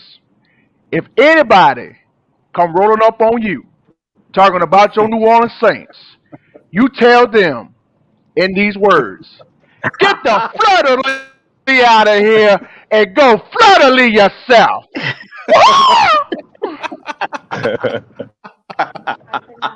Thank you, Brother Jerry. Yes, Appreciate it, brother. so yeah, I just wanted to say, Q, that You like that? yeah, bro, I love that. I love that. Yeah, Q. I just and the reason why I say that is because All right, I'm holler at y'all later. what Thank you, Jerry. what we go into the battle with is what we have. And you have so many people that's doubting because of what we had prior to. Life changed, man. Things change. Everything changes. But if you don't doubt what we already have, it's like, why go to war if you don't have any faith in what you're going to war with? And number two, why do we keep counting Sean Payton out of the equation? Drew Brees didn't get us to the playoffs. Drew Brees didn't make that decision to do the offside kick.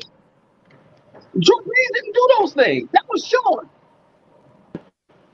All those things was Sean. And now all of a sudden, because of the fact that we got a new quarterback, Sean don't exist, bro, Sean went almost 8-0 with no Drew. He went 5. Against some badass teams. Who? Seattle wasn't bad. Broncos, Atlanta twice. No, I'm not. What you still got to look at it like this. If you are in the NFL, if you're playing in the NFL, trust me, you all are accountable. And bottom line, it is what it is. So all I'm saying is this. I'm thinking, you remember those points we used to put up back in the days when Drew first got there? Yeah, when nobody knew our playbook. Yeah, I know what you're talking about. When nobody knew the playbook. See, I'm looking for that. And the reason why I'm looking for that is because you can't bring your safeties down now. You can't cheat them safeties up. You got a choice. You need at least 4 or 5 people in the box just to stop Alvin Kamara, just to stop 28 from running that rock, just to stop them. But you need to bring them safeties out.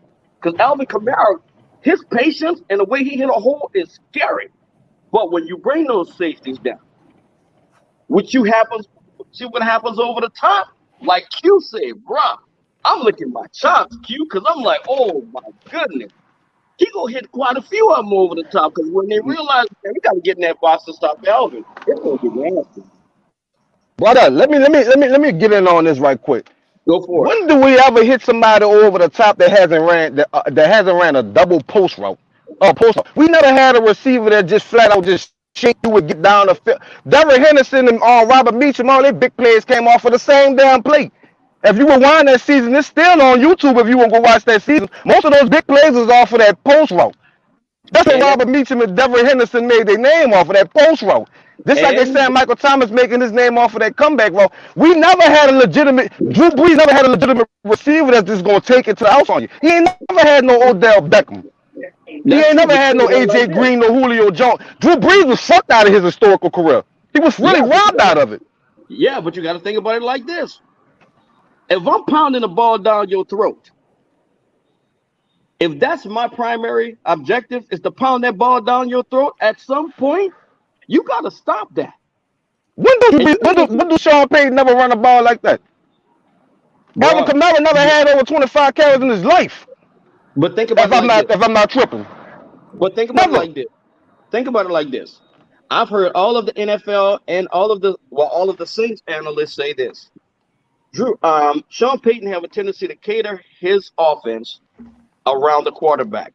I agree with that 100%. If you watch when Jameis ran that offense at FSU, that offense that he ran was a powerhouse packed offense. That's what he ran. And he was so successful at it to the point that he was undefeated. He was killing people with that offense. Well, that's a pro-style regular offense. And that's an I formation regular offense. But that's what he was most comfortable with running. And he was deadly at that.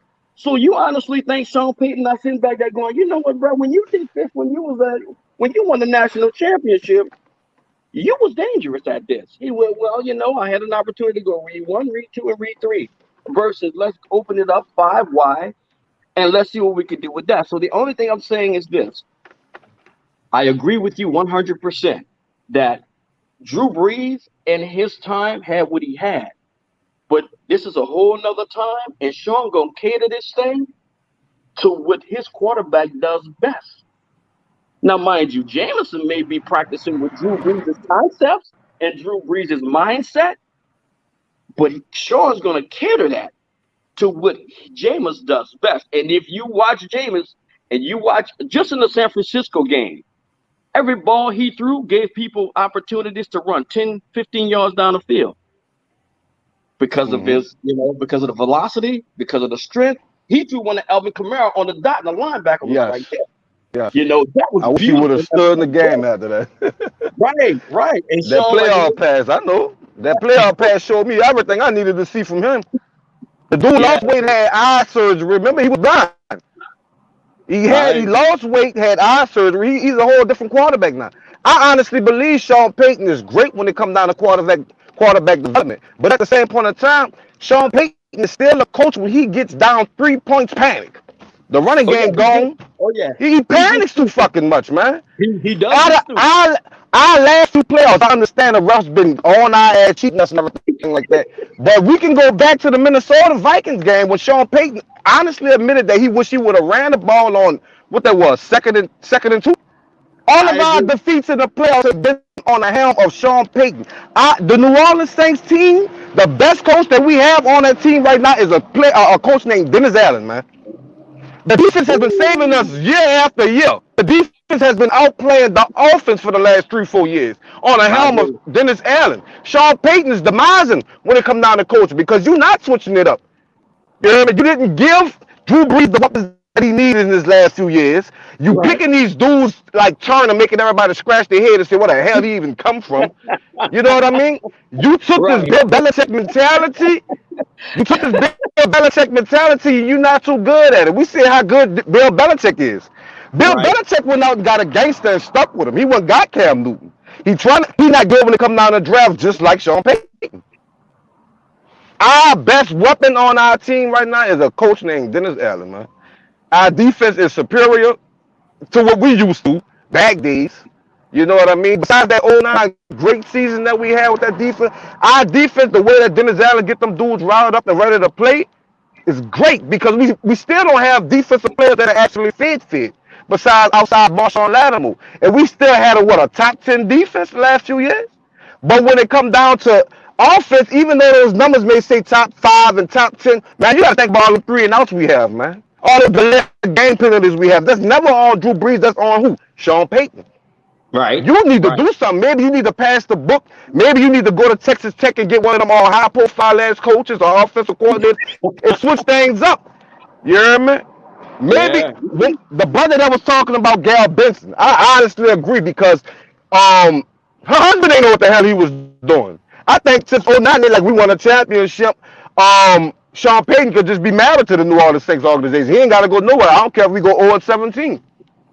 They not questioning him. They're not putting him on the hot seat. When it comes down to the critics and the media, they don't watch him evaluate the Saints like we watch him evaluate the Saints. Right. Oh, he was going up. Player that's All right. getting out there. But that's me. I just wanted to share that. And I ain't been on the show in a while. I've been taking care of these damn kids. I'm finally baby free this weekend. But man, Saints is what I believe. I believe black and gold, bro.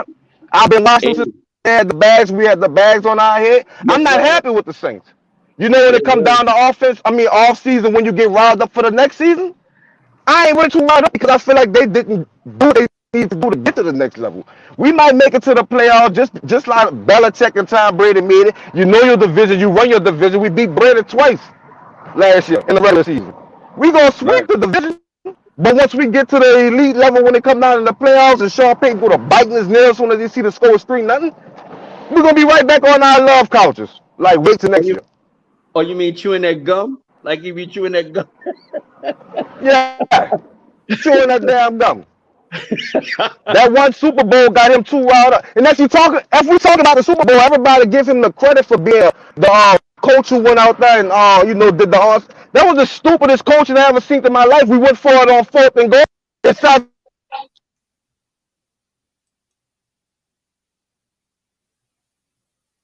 Ahmad, your sound cut out. Yeah, he must be driving in a dead zone. So what you say, Q? Ahmad, can you hear me? Could you hear me? Okay. Well, but go ahead. Go ahead, DeWright. Your sound cut out. Just in case, Ahmad, I think you can hear me. I can't hear you, bro. Your sound cut out. Yeah, your sound cut out, man. All right. You got some great points, Q.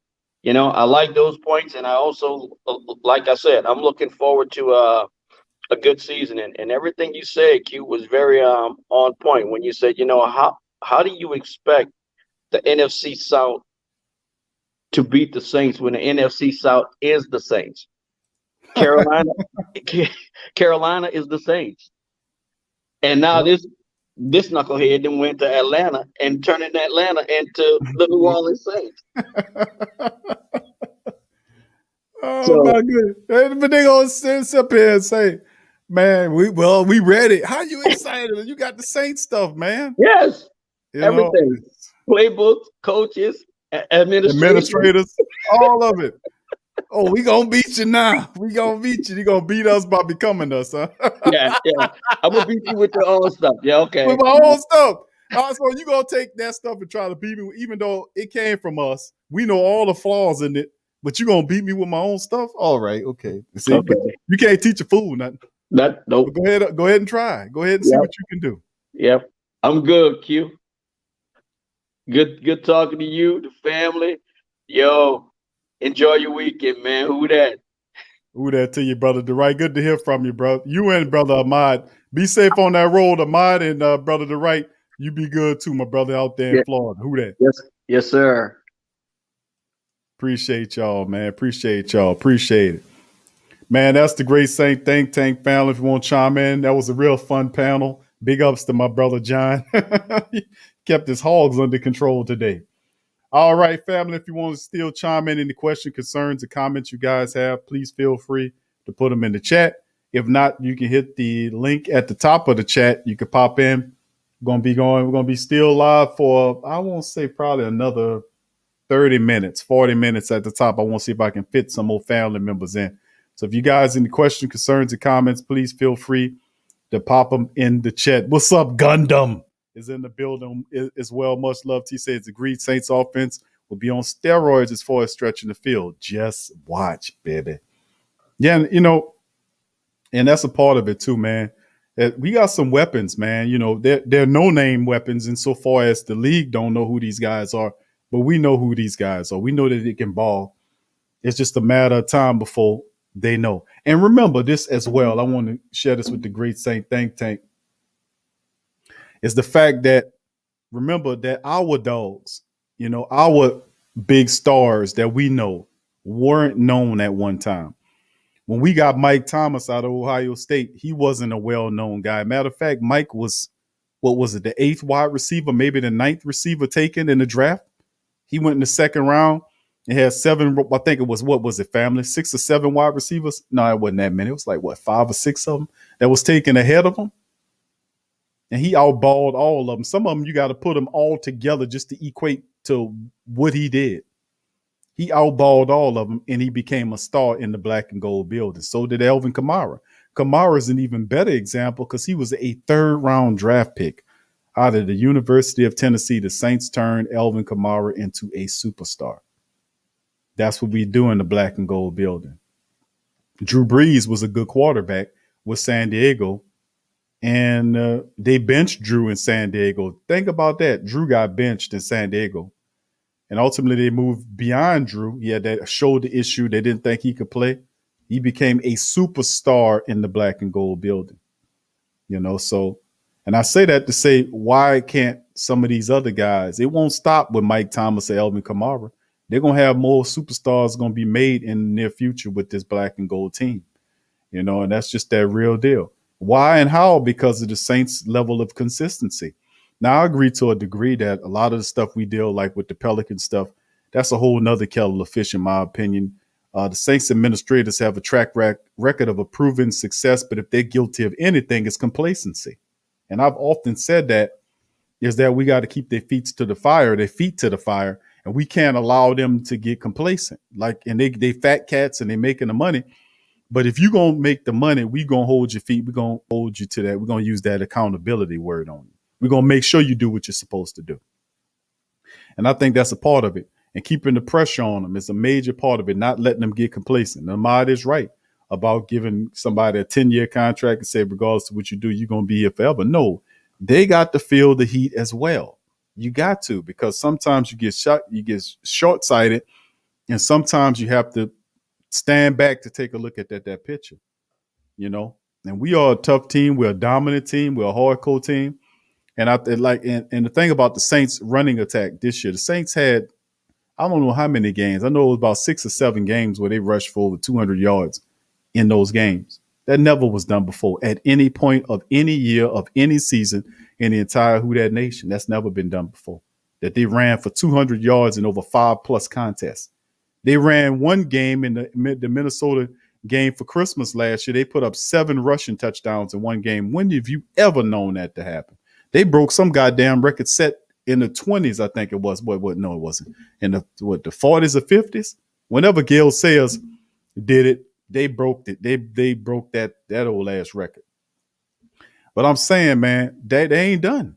The Saints' strength, and I've been saying this for years, that the Saints, they cannot stop the Saints from running the ball. They can't. Carolina don't have the line to stop them. Atlanta's defense can't stop them. Tampa Bay's defense is good, but the Saints have what they need to beat Atlanta. They have a strong passing attack and a strong running attack, which they can hit them with both and kind of discombobulate them and then spin their head around and be able to gain advantages on them. So like I said, man, the running game is the strength to the whole damn thing. It opens up the passing attack where you have speedsters. And remember, you need, in order to push the ball down the field, you need guys that can take the top off. You need speedsters that can get deep, that can run deep routes, and guys that run good routes. Well, Deontay Harris has improved his route running thanks to Emmanuel Sanders, who they got him on the tail end of his career. But Emmanuel Sanders was still very effective. Remember, he led the team in receptions as far as wide receivers are concerned last year with Michael Thomas missing all that time. Michael Thomas learned a lot about him. What they learned from him, not just how to be a professional, but the importance of running crisp route. That's what Emmanuel Sanders taught the Saints, young wideouts. That about learning that and other nuances as well, because he was a good mentor to them young guys. And you see all of them across the board got exponentially better because of their interactions with Emmanuel Sanders. I think, like I said, they don't know about the Saints offense because they're discounting those guys that don't have the names. Like Mike Thomas was once famous for being Keyshawn Johnson's nephew. Remember that? Now he holds his own weight. It's almost like, remember back in the day when Brandy was singing, the R&B singer Brandy? And then she had a brother, and he was Ray J, and they used to call him, oh, that's Brandy's brother. Then that all changed with a videotape, y'all. And then he started doing his own stuff, and then next thing you know, that's Ray J. So like I said, man, they don't know we got a bunch of Brandy brothers. That's what it is. You got a bunch of damn Brandy brothers over there. But at the end of the day, them guys could ball, man. Let me tell you something. We got some players here on this team, man, especially in the wide receiver room. All right, Greg says, I'm going to laugh if Jameis Winston brings us to the Super Bowl and wins the Buccaneers and wins in the Buccaneers don't even make it to the playoffs. Take that, Buccaneers. I'm telling you, listen. Listen, fam. What's up, Tragic? Who that to you, fam? Yeah. Yep. Thank you, that Slim South. But yeah, that's the thing, man. You talk about the black and gold, man. And I just had to say it, man, because I'm saying, fam, they trying to tell you that the Buccaneers are the toughest team in the NFC South. You can't deny them that because they're sitting up there with the Super Bowl. I won't even get into all of the cheatery that involved with that, by the way. I won't even get into any of that. But the reality is that they are hosting a trophy, but the Saints dismantled the Buccaneers twice in the regular season. They said they got even with them in the playoffs. The Saints took their foot off the Tampa Bay Buccaneers throat in that game. You guys seen it like I seen it. The Saints started turning the ball over. They started over-relying on the pass. If they would have kept it balanced by running the ball, we would have beat that team. Because running the ball and controlling the line of scrimmage and eating away the clock creates desperation in your opponent, especially in the playoffs. And you basically stealing away I've often talked about the illustrious magic of the running game, because you think you just running the football and you dominating the line of scrimmage, you bashing your opponent in the face with the running attack, but you're also stealing the clock is spinning. Their defense is on the field getting tired. And when they're tired, they're apt for big gains and everything else like that. And not to mention, while they're on the field, their offense is off the field, not gaining any rhythm. And you're stealing reps out of the offensive playbook every time you have ball dominant, running ball dominant time of possession, 4, 5, 6 minute time of possession type plays. And Uncle Paul, they got to give him credit, because Uncle Paul said this. He said, man, he said the Saints, we got to be smarter, have higher football IQ, because sometimes we score too fast and give the opponent the ball back. You can't be doing that. The San Francisco 49ers matchup was a clearer example of just being out of your mind. You don't hair up and score and give the 49ers the ball back, and we got a 40-plus game defense tired as hell. Both defenses can't stop nobody.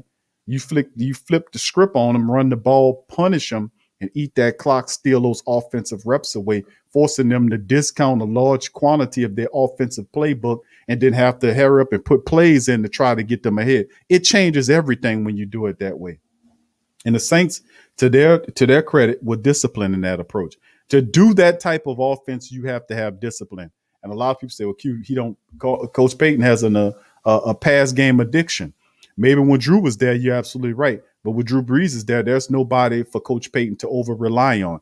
He can't over-rely on Taysom Hill to be that kind of passing quarterback, because Taysom doesn't know or is not able at this point to execute a lot of the passing plays in the system that you would like to see him execute for him to be a serious threat to Jameis Winston. Now, it's not, he has his Wildcat stuff, but come on, that can only get you so far, especially when he just really started up to last year getting more balanced with the approach. Prior to that, everybody and his mama knew when Taysom Hill was going to do when he got out there.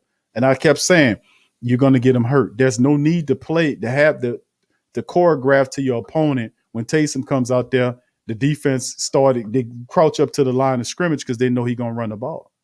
When you see him do that, then let Taysom throw that goddamn ball down the field and put them speedy guys in there and let them throw that down the field. That's how you can fool them and you keep the packages balanced. That's just fundamental. But we shall see in the major reward. Let's keep it going here as well. Let's see. And yeah, Greg, just to shout out you on that. Wouldn't it be funny if Jameis Winston did take the Saints to another Super Bowl where Drew couldn't? Most certainly nobody's looking for that. Nobody's going to pick the Saints to go to the Super Bowl this year except for Saints people. They're already telling you with Jameis Winston at the helm, you don't even make the playoffs. They're already telling you with Jameis Winston at the helm, you're not even going to win the NFC South. You're not even the most dangerous team in the NFC South. They're already telling you that based on the fact that Jameis is there because they're looking at Jameis Winston like he's Tampa Bay Jameis, and that's where they're having problems. You cannot call Jameis Winston the same guy they wasn't telling. He's not the same dude. He's not. I played all kind of footage on Jameis Winston. He's not the same guy. Thank you, Bishop, for your Cash App, fam. Appreciate you. Said they still don't know Said they still don't know Colston. They owe him at least 4 Pro Bowls. Colston, that was absolute robbery. But it's more of the disrespect. That's why I calls all that out, because you got to speak out against it, man. You got to. They'll create a narrative to keep the Saints out of it. And then they'll even try to a degree, the referees will try to they still touchdowns off the boards every game against the Saints. I keep saying that every game they do the same thing. We still win the game. In most cases by double digits. So it don't work.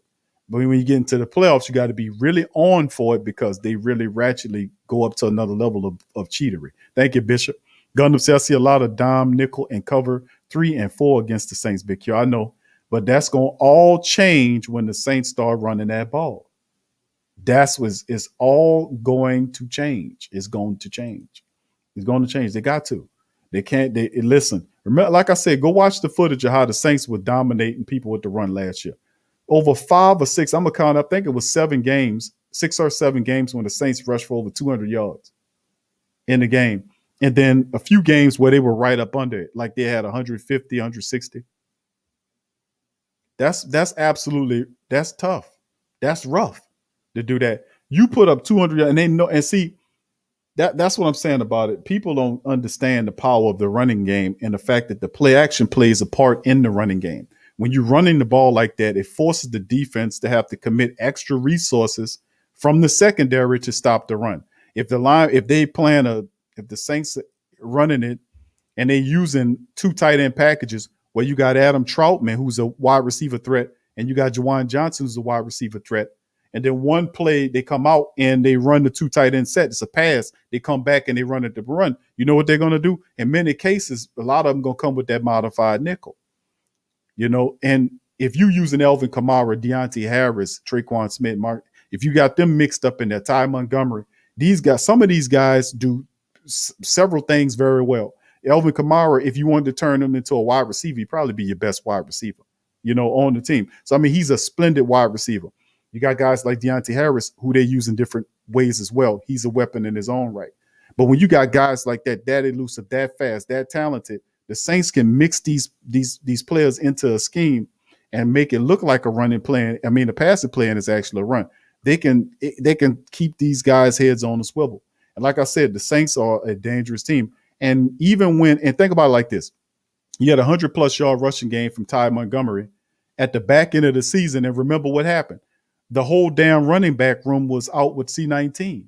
This man still got 100 yards in his first start. He still got over 100 yards. How does that speak to it? And like I said, speak to the Saints rushing attack that he was able to do that. How about when the Saints were rushing for 200 yards with Teron Armstead out of the game and they had James Hurst at left guard, at left tackle? And they still got 200 with a backup left tackle in there? Listen, man, it's more and more examples, man. We got this. They can't see it. They won't see it. They won't say it, but that's all right. We'll say it. Pelican says, Big Q in NFC South, the Saints have 3 NFL teams and 1 oh, thank you, Pelicans. What's up? F.E. Arfin. He says, folks going to see how huge those Arma invented. Thank you, Bram. You're right, brother. Boy is going to be key to that power running game. Thank you for saying that, Alex Arma, who I talk about Alex Arma, but thank you, F.E. That is absolutely the case, brother.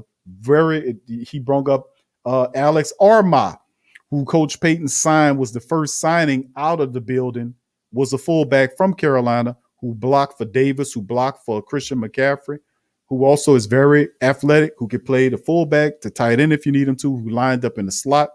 This guy is a special teams wildebeest as well.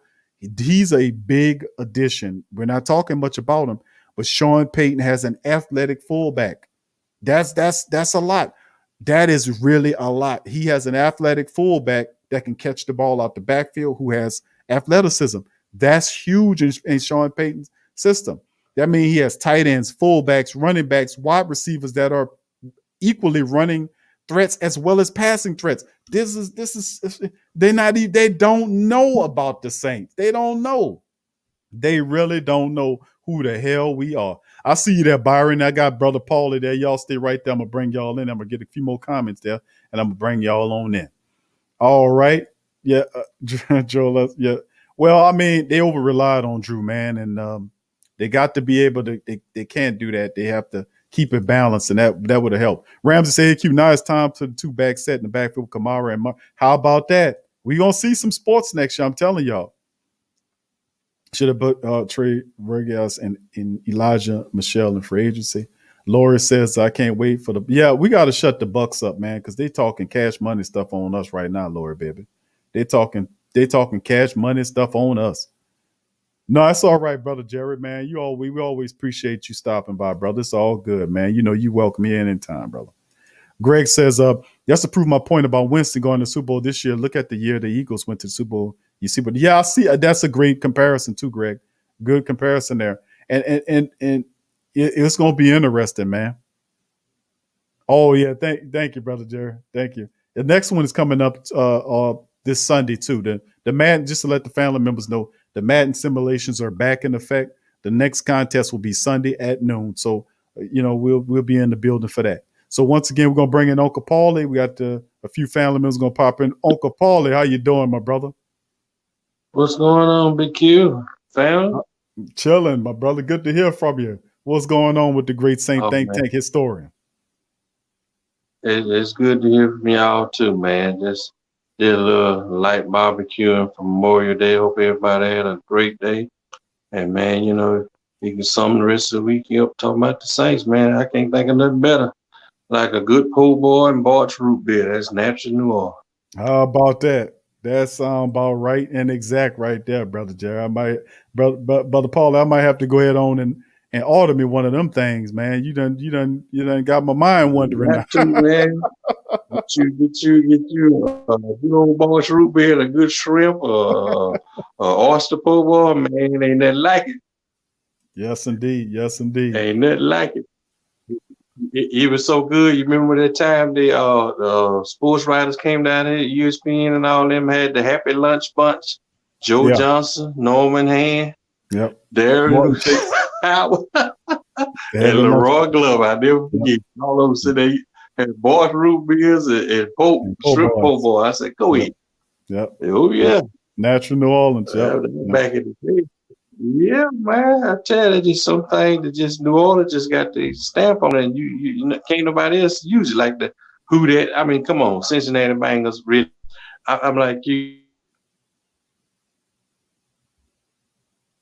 We lost Brother Paulie. He cut out on us. All right, we got Brother Byron. We're gonna bring Brother Byron back. We lost Brother Paul. Brother Paul, connect back, and I'll put you in there with Brother Byron, and we'll do a panel there. All right, Brother Byron, back, Brother Byron, back in the building. You got more to say. Yeah, man. You know, Brother Byron.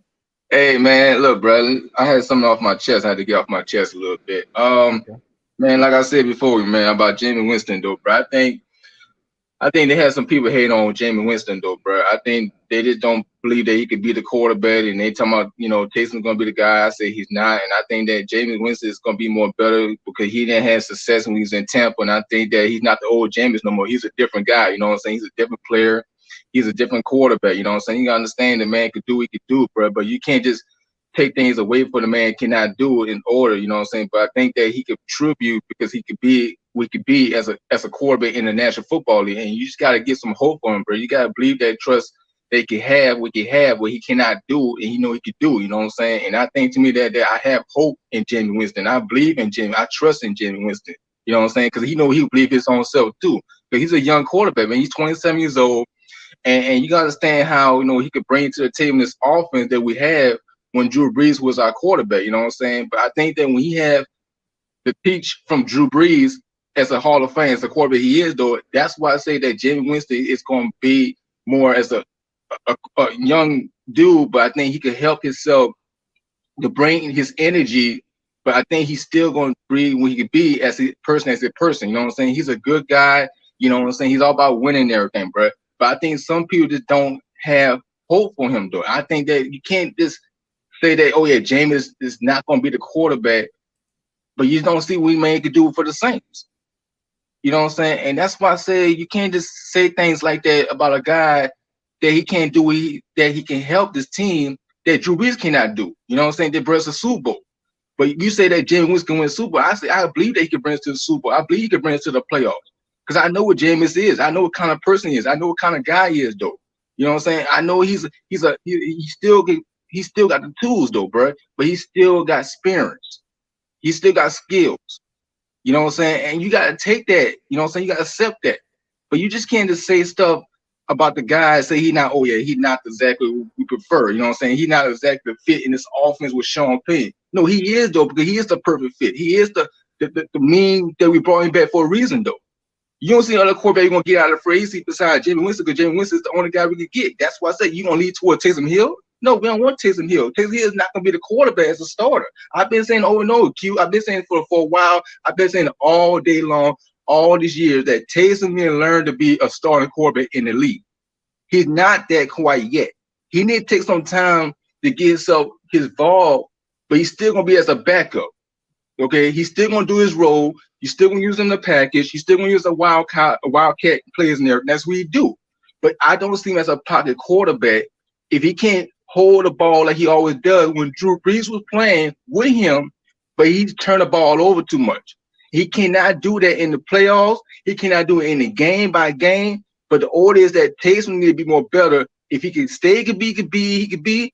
I can see he could be as a starting quarterback, but he's not that quite yet. That's why you lean towards Jameis, because he's going to win that competition in training camp, because he's the guy you want to lean towards. You know what I'm saying? And Sean Payne brought him back for the Saints. You're not going to just say, okay, you don't see other guy we go get besides the guy we have. But we have because that's who you want to go as instead. And that's why I say Jameis is the guy that we prefer. And that's why I say he's going to lead us towards where we need to be at. But I'm saying is you got to accept the way the man could bring to the table. And that's what I'm trying to pull out it is, though. Jameis is Jameis, okay? I believe that Jameis is going to do the right thing. He's not going to be throwing all these interceptions, third interception, and everything like he was in Tampa. It's over 10. No, you're going to get a different Jameis Winston that's going to boo and lick the boots and put everything up to up. You know what I'm saying? And that's what Jameis going to do. And that's what he's going to do. And that's exactly going to make everything real easy. Simple like it is, though. It's not going to be hard, but Jameis going to do his part, and he's going to get this team right where we need to be, right in front of us. Well, Byron, like it's a lot of people that are still Jameis guys. You know, there's quite a few people that still that's riding with Jameis. Like I said, I did the poll, months ago, and I was surprised for the level of support Jameis Winston had gotten from the Great Saint Think Tank. I mean, hundreds of people was on there, and you seen the Saints. A lot of the Saints, Great Saint Think Tank family members, 60% of the people polled said that Jameis Winston was the starting quarterback. And it was like 15% for Taysom. I mean, but it gets obvious after a certain, when you look at it, as is he doing it the right way in the city of New Orleans, the best shape of his life. Like Ahmad said, the best shape of his life. He had the surgery on his eyes. He got married. I mean, then of course you hear how he talking. He got his spiritual self together. He's complete, 27 years old, and I think the best football is ahead of Jameis Winston. You're talking about a kid who grew up a Saints fan, who grew up a Saints man, and now he had an opportunity to play for his childhood team. I mean, listen, man, he has a supreme opportunity this year to take the Saints into the playoffs with no pressure on him. I mean, nobody but the Who Dat Nation, the Great Saint Think Tank, and the family, Black and Gold family members, are giving Jameis Winston a serious chance to even do that. A lot of people are picking Jameis Winston to lead the Saints to out of the playoffs. I mean, it's just, the amount of ridiculousness how the Saints just automatically, they don't even make the playoffs. It's just that's insane. I mean, these people are not doing any research, and they're just a bunch of idiots. They're morons. And I say that because if you read their commentary on why they feel it's this way, they're saying things that don't make any sense. The main reason they don't make it is because Drew Brees is not there to lead them into the playoffs no more. So they're gonna not be a playoff team because Drew Brees. What about the fact that the Saints were 8-1, almost 9-0 without Drew Brees? Did you factor that into your decision making ability? No, they never do, because they don't do any research. They don't do any real research. They're too busy trying to ingratiate and say stuff to get people upset.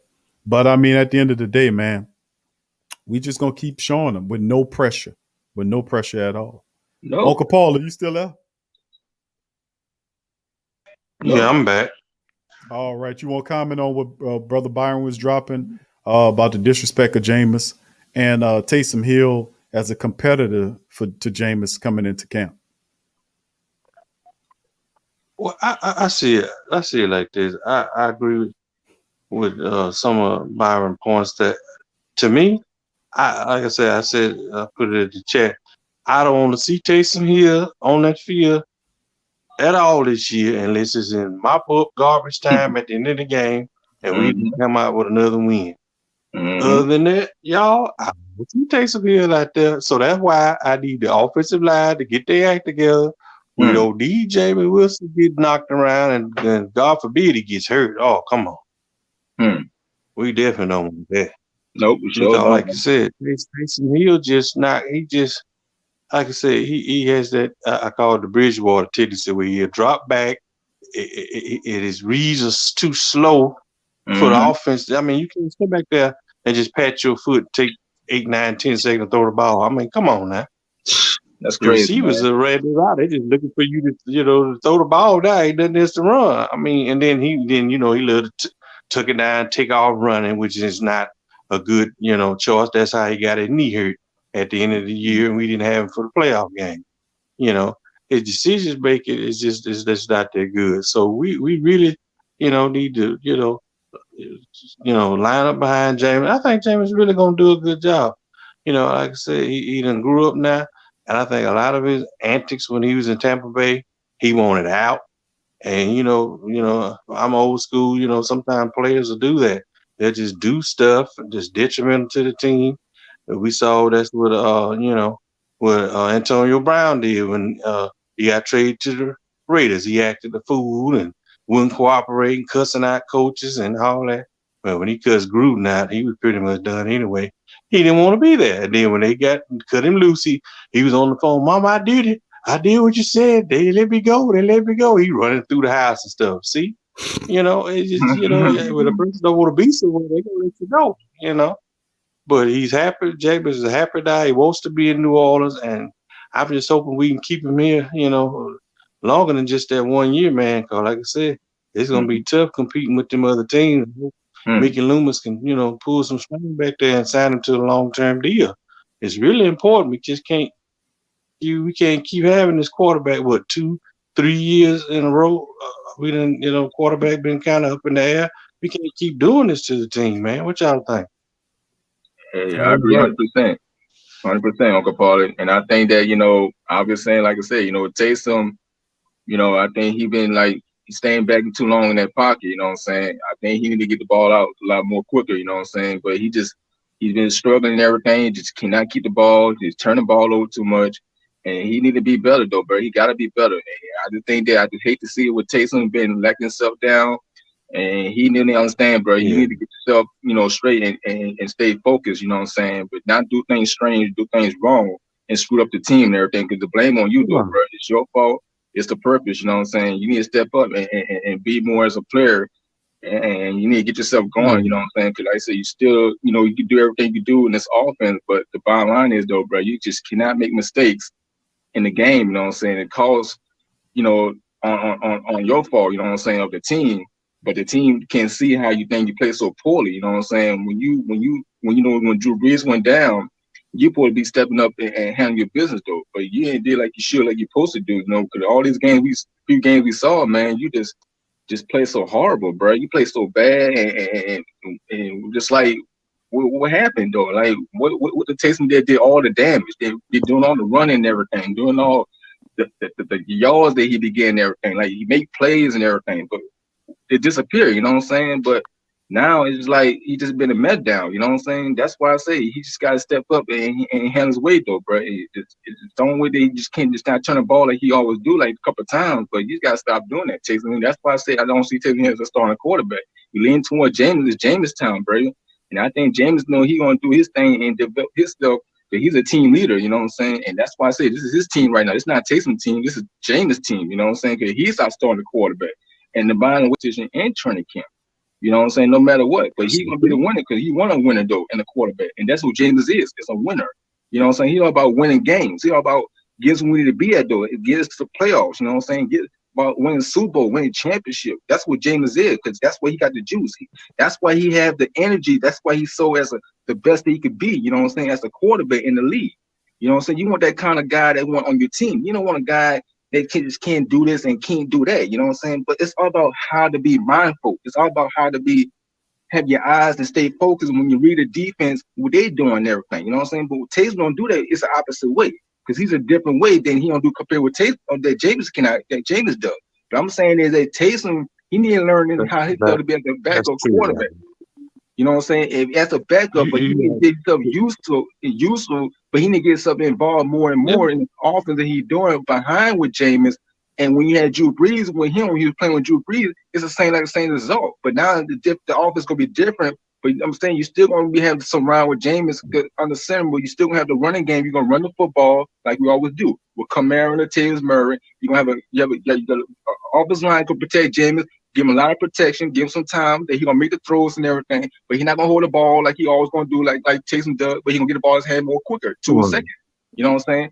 And that's why I say you lean toward James, but James gonna do what he's gonna do his part and get the job done.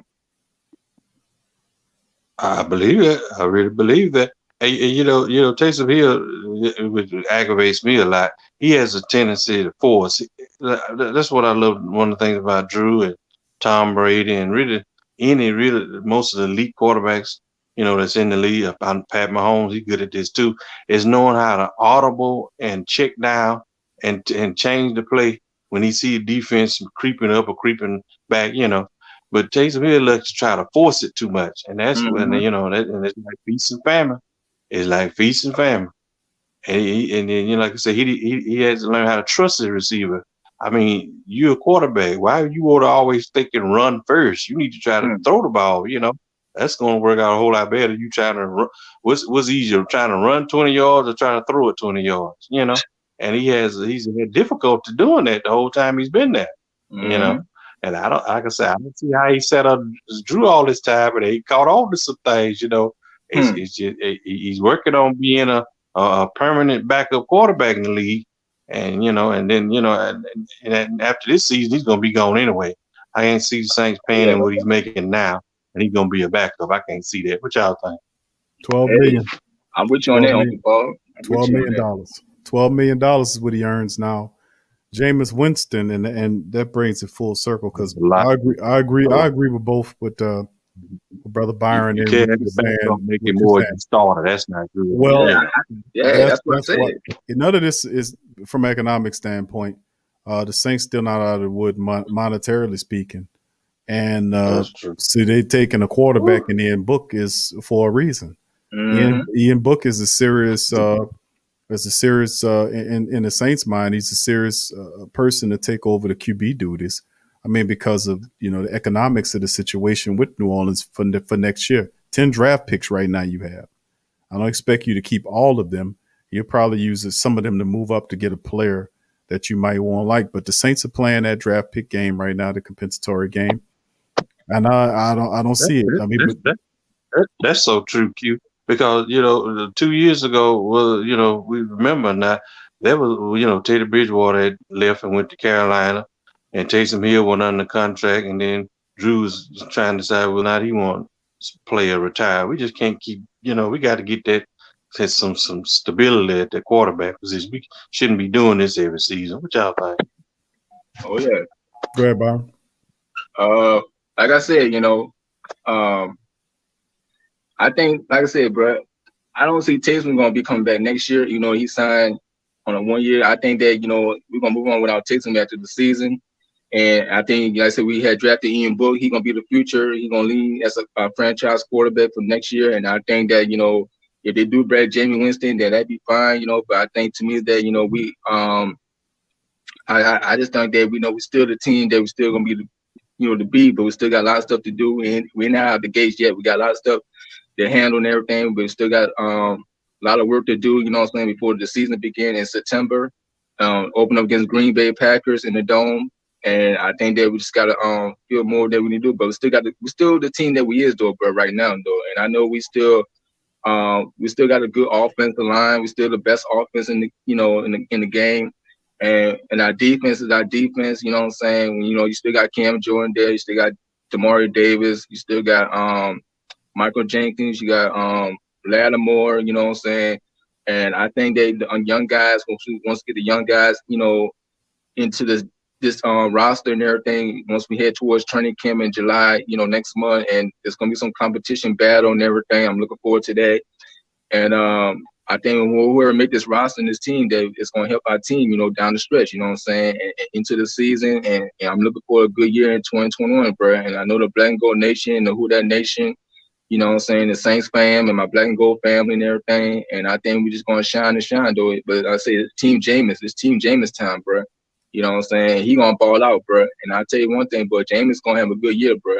And he gonna have a good season that he never had in a while. These past few years, when he went back in Tampa, he was like, he not his old self, you know what I'm saying? But now he's with the Saints right now. He gonna step up his game though, and he gonna take it to the next level, you know what I'm saying? Now he gonna throw over 5,000 yards, you know what I'm saying, like he always does, you know what I'm saying? 'Cause that's what Drew Brees did, you know what I'm saying? But now Jameis gonna just run that rock, bro. He gonna throw that rock and everything. He gonna sling that ball around the field with Micah Thomas and Traquan Smith, Callaway, Trauman, D. Harris, you know what I'm saying, Baker, and like I say, but on the offensive line gonna protect him though, bro. When you get protection with our quarterback, you don't want to give him a sack. But I just think that it's going give more time for Jameis to do what he do, in his way, you know what I'm saying. But I think, like I said, all stuff that we got everything, all around, I think we're just gonna have this thing, on track and get this thing ongoing though. But we're just gonna get it started. And like I said, we're just gonna be a team, but I think we're still the top team in the NFL, you know what I'm saying? We're still the best team in the National Football League. And I've been saying over and over, bro, 'cause I think nobody want to face the Saints into the season though. I think nobody not ready for the Saints. Nobody don't think the team that gonna think they can't beat the Saints, but the Saints is gonna be the team that's gonna be the Saints though, you know what I'm saying? And that's what you need to know how it is though, because it's so out there, because we're still the team in the NFC though, because I don't see any team in the NFC besides the Saints that's gonna run everything because I think we're gonna get everything how we do, and we're just gonna have everything fun. It's gonna be a fun season though. I'm excited for it. I'm happy for this thing, you know what I'm saying? And I'm so pumped up for it, you know what I'm saying? And I think I'm just ready for this to begin and get everything going. Yeah, it's gonna be fun, Byron. You're absolutely right, man. And I'm rooting for it. I think Winston gonna prove a lot of people wrong. I mean, he could play football. I mean, won a national championship. He had some dysfunctional situations, but a lot of that was Jameis. But he's not an issue to himself anymore in that regard. He's not stepping in, and of course he's coming to the Saints QB friendly system, which we had and I said this before, I'll say it again before I shut the stream down. You had Taysom Hill, who's been in the NFL for several years. Taysom Hill started for the Saints as a quarterback in the NFL for the first time last season for 4 games. 4 games he was in there. He went 3-1 in 4 games in the Saints quarterback friendly system. Should have been 4-0 with Taysom at the helm. Yep. 4-0. And one of those games, Taysom couldn't even throw the ball. The Denver game, the Saints just ran on Denver. Denver knew the Saints was running. They couldn't stop him. Nope. So what I'm saying is, even they thinking like it's all on the back of Jameis. Jameis is not. It's not going to be all on the back. Jameis will have the advantage of having a supreme elite level running game and weapons in a very healthy and pissed off Mike Thomas. Alvin Kamara is going to come back. You've seen his training regimen. Adam Trautman's another dude that they don't know nothing about. You have young players that are hungry, that's looking to make a name for themselves. Same as when Kamara and Thomas came out and nobody knew who the hell they were when there was a bunch of Brandy brothers. You know, so I mean, it's this team is hungry. 87% turnout for the training camp. We hear all this. They're heating all the stuff. The Saints dominate the NFC South. You know, got bored with it. Tampa Bay moved past them. It was a good slap in the face to wake us up because I've been cautioning about that for years. Is the fact that we have to put our foot to the pedal in the playoffs and not seem like we got it, like it's gonna come to you. No, it's never the case for the black and gold. You got to fight the referees even harder in the playoffs, and you also got to beat the team in front of you. So, you know, with that being said, man, I agree with both you brothers. I think the Saints have a lot to go. That we got a lot going good for us. We don't have the pressure of the national media picking us to be in the Super Bowl. We have the national media giving billboard material to the black and gold organization, saying they're not even a playoff team. They lost Jack. When they lost this guy, they lost that guy. They're not even a playoff team. So all the thing the Saints do is continue to win, and without all that extra pressure and with all that hate and billboard material, we can move freely and let Tampa Bay carry all of the stuff about them being champions and all this other nonsense, and watch us just steamroll and beat the hell out of these teams. Watch.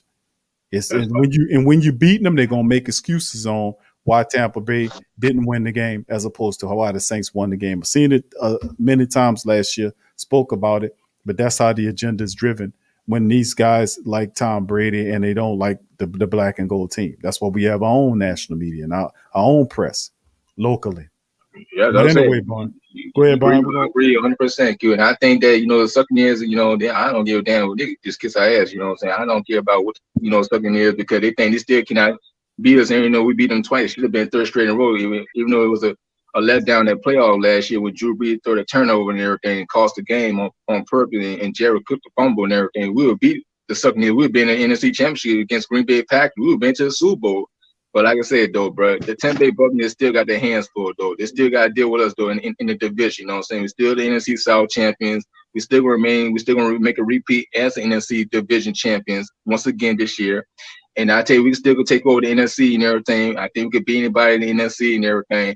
I don't see nobody going to look up and look and say the Saints are still the team to beat and everything. But we are, as we know, a team that we know that cannot be one bit. But I think, like I say, we're still the best team that we are, you know what I'm saying? And I think that we have so much power, you know what I'm saying? This team that we have on this roster and the depth chart, you know what I'm saying? I think we're just going to have everything right in front of us, and we're going to have a good season year, you know what I'm saying? We're going to win, you know what I'm saying? I'm looking forward to that. We're going to have a bright season, you know what I'm saying? And I think we're going to step up and we're going to go to the battle, you know what I'm saying? Toe to toe, you know what I'm saying? So I think that, like I say, it's time for us to get ourselves going. And like I said, we're just going to, you know, ship the ship, you know what I'm saying? And then, like I said, we're still not out of the gate. We're still not done yet. We still got a lot of stuff to do before we head to Troy's main training camp and training camp next month. And like I said, we still got some guys we need to sign, and we still got to get some guys to sign right now. The rookie guys from the draft, and we still need to still find out a way, you know, once the team that we is, but we're still the team that we are right now for now. You know what I'm saying? But I say we still got the best offense in the game, you know what I'm saying? When you have the offense weapons, explosive offense, you know, when Mike T can't guard Mike, Tryman, you gotta deal with him. You got Nick Van that we just signed in free agency and everything. You still got the running game with Kamara, you got Taylor Murray, Ty Montgomery, Dwayne Washington, you know, but don't let your eyes off of Steven Scott, you know, because like I told you about that boy from Indiana. Keep an eye on him though, because he can do something though, bro. He's a runner though, bro. But he can make this roster because he's a wild card. So you got to watch him, though. You know what I'm saying? Because he can make this team, too. And like I said, on the defensive side, you still need to get another corner. You know what I'm saying? I hope we can probably get Richard Sherman. He's still available out there. You know, but you got to get another corner. You're not going to go into the season without two corners. If Lattimore, you know, be suspended, you know what I'm saying? Depends on, but we never find out the update or information about if he's going to be missing 2 games or what. But you definitely got to get another corner because you just cannot go in the season without a third corner or maybe the first corner, wherever it is. You know, you got old Debo there, you know what I'm saying? But you still got to get a veteran corner, you know what I'm saying, that's going, you know, to help the secondary, you know, behind this defense that we have, you know, at the moment. But I say, though, you still got to get some guys, though, bro. You know what I'm saying? The time is not a waste, though, bro. I know Mickey Mouse and Sean Payne know they got to get themselves going. They need to get it together. And and they toss some sense and see how we can make this team that we are. You know what I'm saying? To be as a better team that we need to be. What I'm saying is you still got to get some more guys to bring to this team. You know what I'm saying? And I think that we're not out of left yet, but we still got to do what we got to do and get everything the job done. All right, brother Say Byron. Byron, let me ask y'all this. Listen, I'm really hoping and praying that Davenport has a breakout year. But if he gets hurt or he struggles, I would hate for them to have to swing Cashman on out there, because I really want him and Oyamata to stay at defensive tackle. How y'all see that turning out? You got depth there. I mean, you got other people too. Mm-hmm. Go ahead, Byron. Go ahead and give your thoughts, and then I'll. I feel what Uncle Paul was saying about Davenport. I think Davenport needs to stay healthy. I think he just been hurting himself. You know what I'm saying? He just cannot stay on the field. He's been off and on. The injuries hold him back and everything. I know they pick up his 5th year option and everything, but Davenport's still a good player. But the problem with Davenport, he just not the way he was though. You know what I'm saying? You didn't draft the man for no reason and say, okay, he supposed to be a number two defensive end behind Cam Jordan. You know what I'm saying? But why all of a sudden that Davenport is not showing himself like flashing? You know what I'm saying? Why he not like putting pressure to get to the quarterback? But he's not showing himself to be that he could be as a number 2 defensive end if he just been hurt so much. And that's why I say he's holding himself back. But I think to me that he needs to stay himself the full season this year. You know what I'm saying? That's why I'm just don't like seeing Davenport getting hurt over and over. You know what I'm saying? I know he get tired of it. I get tired of it. Uncle Paul get tired of it. I know the Who Dat Nation get tired of Davenport getting hurt. But that's what I'm saying is the setback. That's why it's the issue, the concern about Davenport not staying on the field like he's supposed to stay on the field, because he always gets so much injuries. But it's not gonna say he's got to stop getting type of, over and on, but he's got to stay more full healthy. And I hope he can be full healthy this year, 2021. Yeah, that's the regular thing on him. His health is a major issue. 2 first-round draft picks on Davenport. A lot of people kind of looking at Davenport kind of cross-eyed there, and I understand that. But like I said, I think we might see we might see a change from Davenport. To a degree. The pressure's on. I know they picked up that 5th year option. That was, to be honest with you, I knew they were going to do that. We all knew they were going to do that, simply because they invested too much in him for them not to afford to give him that extra year. And for every bad year that he had, the Who Dat Nation, as forgiving as they are, would forgive Davenport if he come out with a Trey Hendrickson type performance. If he is the double-digit sack year, a lot of that old stuff would disappear, like it did with Trey Hendrickson. He just has to live up to it. And I'm thinking the thing is staying healthy and being productive. He's working with Cam Jordan in the offseason. He's healthy in the offseason. Yeah, he says he wants to be Cam. That's what he says. I want to be like Cam Jordan, which is not a bad player to choose to be like, because Cam had a lot of success in New Orleans. He's the 2nd all-time sack guy behind the almighty Ricky Jackson. So, I mean, Cam has had a spectacular career with the black and gold, and he still have 2 or 3 years left on his contract. So I think I'm gonna say Davenport will produce this year. I think that, and I've said that I think Davenport produces this year. I think Traquan Smith produces this year, and there'll be several other players that have no track record that will produce this year. Because right now the Saints need guys to step up and play, whether that's young guys, Keith Washington Jr., who I'm expecting to have a step up in the secondary, because you look at the guys that he have to overcome. Keith Washington Jr., who's the cornerback for the Saints out of West Virginia last year, is a talent. He has the size, speed, and the temperament to play the position. He steps up, I think. And they got other players that'll step up that we don't know. I think Zach Bowen to a degree steps up, because he has you'll have the pressure of Werner on his back, and look at it like this as far as Davenport's concerned. Not only the two first round draft picks heavily on him, the fact that Trey Hendrickson also put pressure on him to a degree, left out of here, picked up an $80 million contract with Cincinnati, 13.5 sacks, which is what Davenport will be called on to do. And a lot of that in single blocking. Cam would be double teamed. Onyemata would be double teamed. Many of his his opportunities will come against single coverage. He'll be against one single. He have to be one dude to get to the quarterback. So he'll have to step his ass up. He'll have to stay healthy and contribute. And I think Cam helps him out. Cam has the longevity model. I mean, Cam, when the last time you known Cam to be hurt? He had that issue with his groin, but he played with that groin issue, and we didn't know that until after the season was over with, when you found out he had a groin issue and he had surgery on it. He played with that all the way. So, like I'm saying, I think that he's been a model of consistency. I think Davenport's looking to gain some of whatever Cam's got, and Cam's willing to show it and is showing it to him. So we're gonna see, man, because it's getting down to the gritty time for both these men to step up. And a lot of these players, Traquan Smith, Marcus Davenport, a lot of these guys step up and prove that they were worth where they were selected at, or maybe beyond that. Like Kamara and Mike Thomas did. So we're gonna see how it all shakes and how it all moves.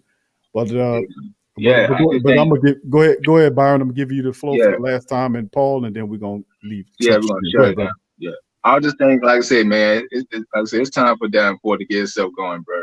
You know what I'm saying? I like Davenport. You know what I'm saying? I'm not hating on the man, but I think he just needs to stay on the field, just be more healthy. You know what I'm saying? That's all I want you to do, Davenport. Stay healthy, bro. We need you, though, bro. You know what I'm saying? You still, as a player that you could be. You know what I'm saying? I think you could more help, you know what I'm saying, help, with that, with Cam Jordan, like on alongside him. And I think you could get himself more going, get the pressure and everything. But I say that, Davenport is still a good dude, you know what I'm saying? And I feel like, that he have the opportunity that he have a look for a good year, you know what I'm saying? And it's time to pull up or what up, you know what I'm saying? For Davenport, you know what I'm saying? I don't want to hear all the critics and everything talking about, Davenport not doing this stuff like he should and everything. And all of a sudden, he just been all down and down and down, but he not pointing up and up and up, you know what I'm saying? But like I say, but the secondary, you know what I'm saying? I'm looking for the secondary to do their stuff, to step up their stuff, you know what I'm saying? And like I say, we still need to do what we need to do, get everything on track, you know what I'm saying? And that's going to help the secondary a lot more improve. And, with Lattimore, you know what I'm saying, he's still the shutdown corner in the game, you know what I'm saying? Now you got Oladipo, number 2 corner, that he probably is going to be number 2 corner, you know what I'm saying, on the right-hand side with Lattimore on the left-hand side. But I think P.J. Williams and Patrick Robinson, I don't know these 2 dudes, what they're going to do or what, you know what I'm saying? But it's like, it's a hiccup, you know what I'm saying, with them 2 knuckleheads. But I say we still need another corner, bro. You know what I'm saying? That third corner, you got Chauncey Garner-Johnson as a nickel. You know what I'm saying? You got Marcus Williams as a strong safety, Michael Jenkins as the free safety, JT Gray still there. You got and then you say about Keith Washington. I like Keith Washington. You know what I'm saying? But I think that he could help. In this secondary, with the safety core, in the corners, you know what I'm saying, behind them. But yeah, bro, like I said, bro, we got the guys we got to do it, bro, so far right now, though, Q, and I think that we just got to just stay focused. I know we just got to maintain, and we gonna be straight, though, bro. I think that, I'm looking forward to the season, though, bro. I think that we having a bright future, that we have the guys around, you know what I'm saying? And I think this like I said, the offense is going to do their part. You know what I'm saying? They said already, though. You got all the wide receiver core. You got the tight ends. You got the running back. You got the offensive line, best in the NFL. You know what I'm saying? And like I say, you still got Cam. You got Davis. You know what I'm saying? I'm looking for P. Warner. P. Warner going to have a good year, too. You know what I'm saying? So you grab him from Ohio State. I look for him, have a good, for him that he going to do his thing and everything. You got Peyton Turner, the other side defense end, but he gonna plug. I think they're gonna probably put him in the inside because he can play both sides. Like I said before, he can play inside and outside. Peyton Turner. But yeah, bro. So far the team look great though, bro. On paper, you know what I'm saying. And I think we're just gonna get this thing, and we're gonna have a good season. And like I said, James gonna ball out, bro.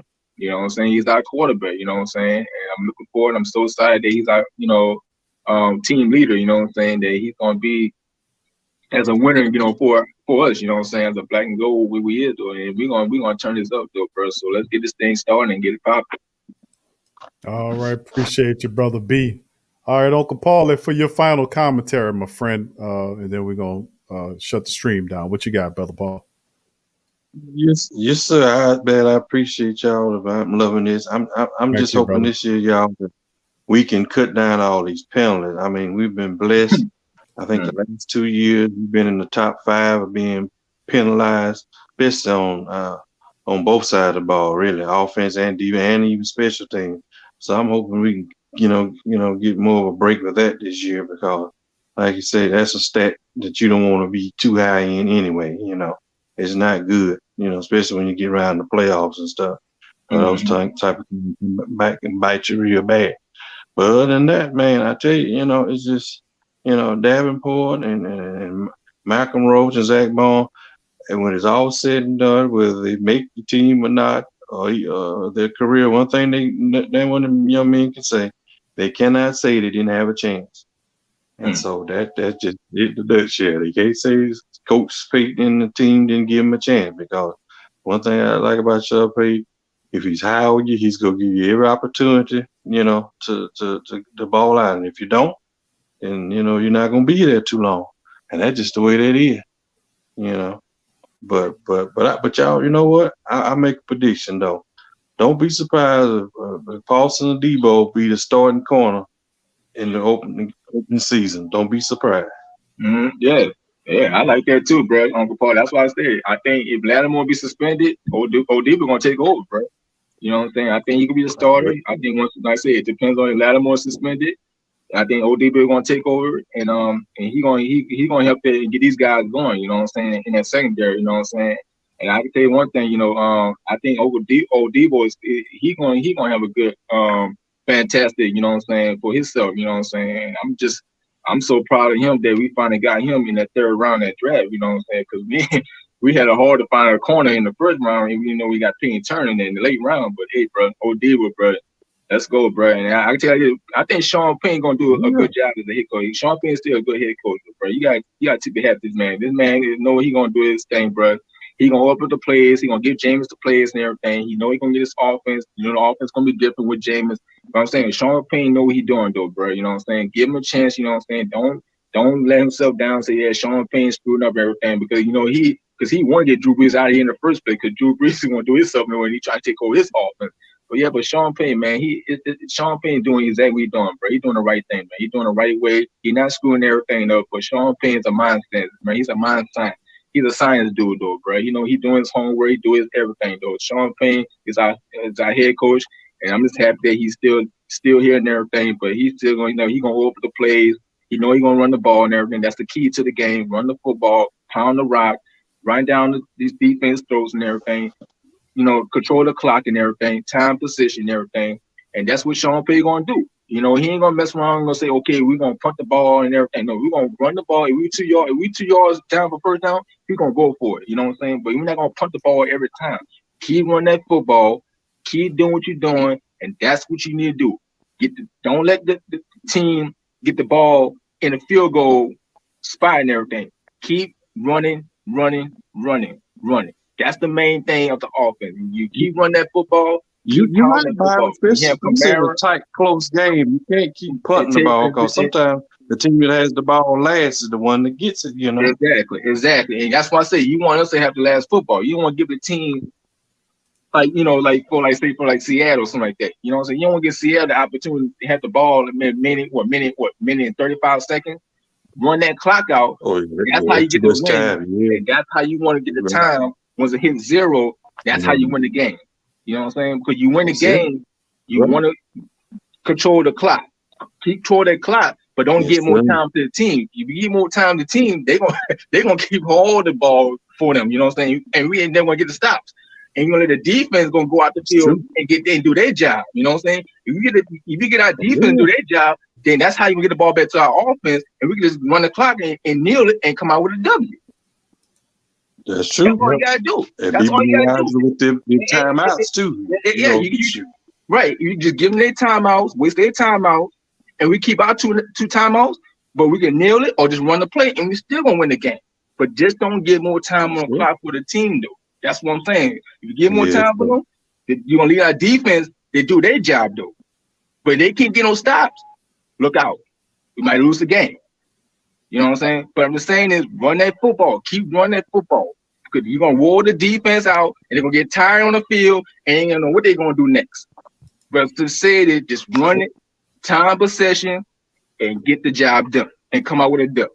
That's all you got to do. That's all you got to do. We're going to have to leave it right there, my brothers. I appreciate y'all, man. Byron, well said. Uncle Paulie, as well, always good commentary from you too, my friend. Thank you, gentlemen. No problem. No problem. Thank you, B.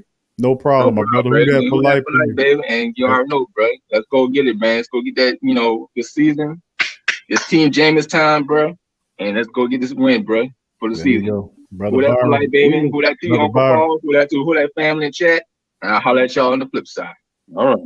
Brother Byron, speaking of facts, that's what the family's saying, and we appreciate him, man, for doing that. All right, brother B. Peace, my brother. Baby. All right. That's my brother. That brother Byron dropping the knowledge of Uncle Paulie as well. Thank you guys for joining the stream right there. T Dirty, what's up, baby? Big ups to you. Big ups to the family members chiming in this thing. I ain't give a shout out for because we was talking. Adrian, who that to you, Adrian? Good to see you. Quincy, who that to you, Quincy? Good to see you in the chat as well. Family, much love.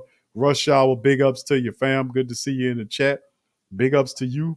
Who else we got there? Let's see here. I think I got everybody. If I missed your family, know that once big ups to you also. Bishop, appreciate you in the Cash App, the Super Chat, the Cash App, excuse me. All right. So with that being said, man, yeah, Inevitable. What's up, Inevitable? Who that to you, fam? What's your favorite saint of all time? Favorite saint of all time, man. Oh man. I mean, besides the obvious, I think Ricky Jackson is probably my favorite. Well, actually, one of my favorite all-time saints is Wayne Martin.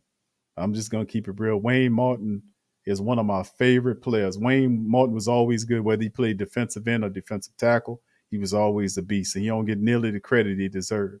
I think after that, it's Ricky Jackson. After that, man, you got to put Drew up in there. Deuce McAllister's up there. Joe Horn's up there. It's quite a few of them, man. Then we start talking about the Dome Patrol. Sammy Knight. It's a bunch of them, man. I can go on and on and on, but that's some of the greats to me, man. No doubt about it. So with that being said, family, we ran out of time on that. Hope y'all had fun. I had fun talking to the Great Saint Think Tank today. Much love to you guys. I want to end this episode. The show almost 3 hours of the Great Saint Think Tank. Took a lot of great calls today on the show, man.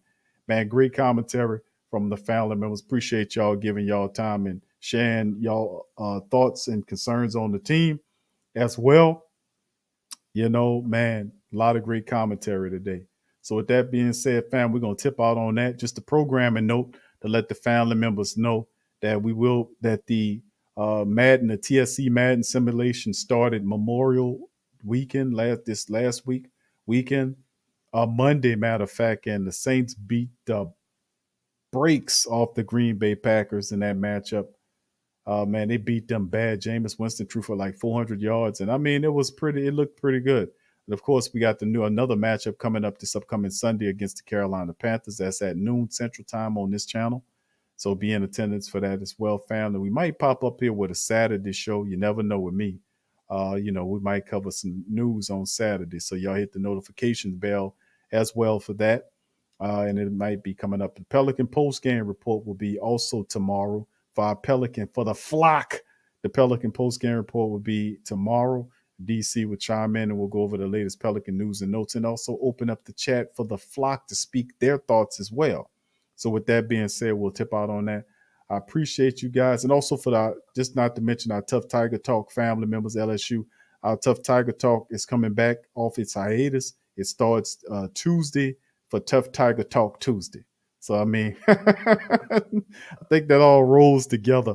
Tough Tiger Talk Tuesday. That'll be coming to the LSU show on the Tough Tiger Talk channel on YouTube. So we got all these different platforms. If you want to know all of the links, they're in the description section below. You can subscribe to the Pelican. If you're a Pelican person, join the Pelican Post Game Report YouTube platform.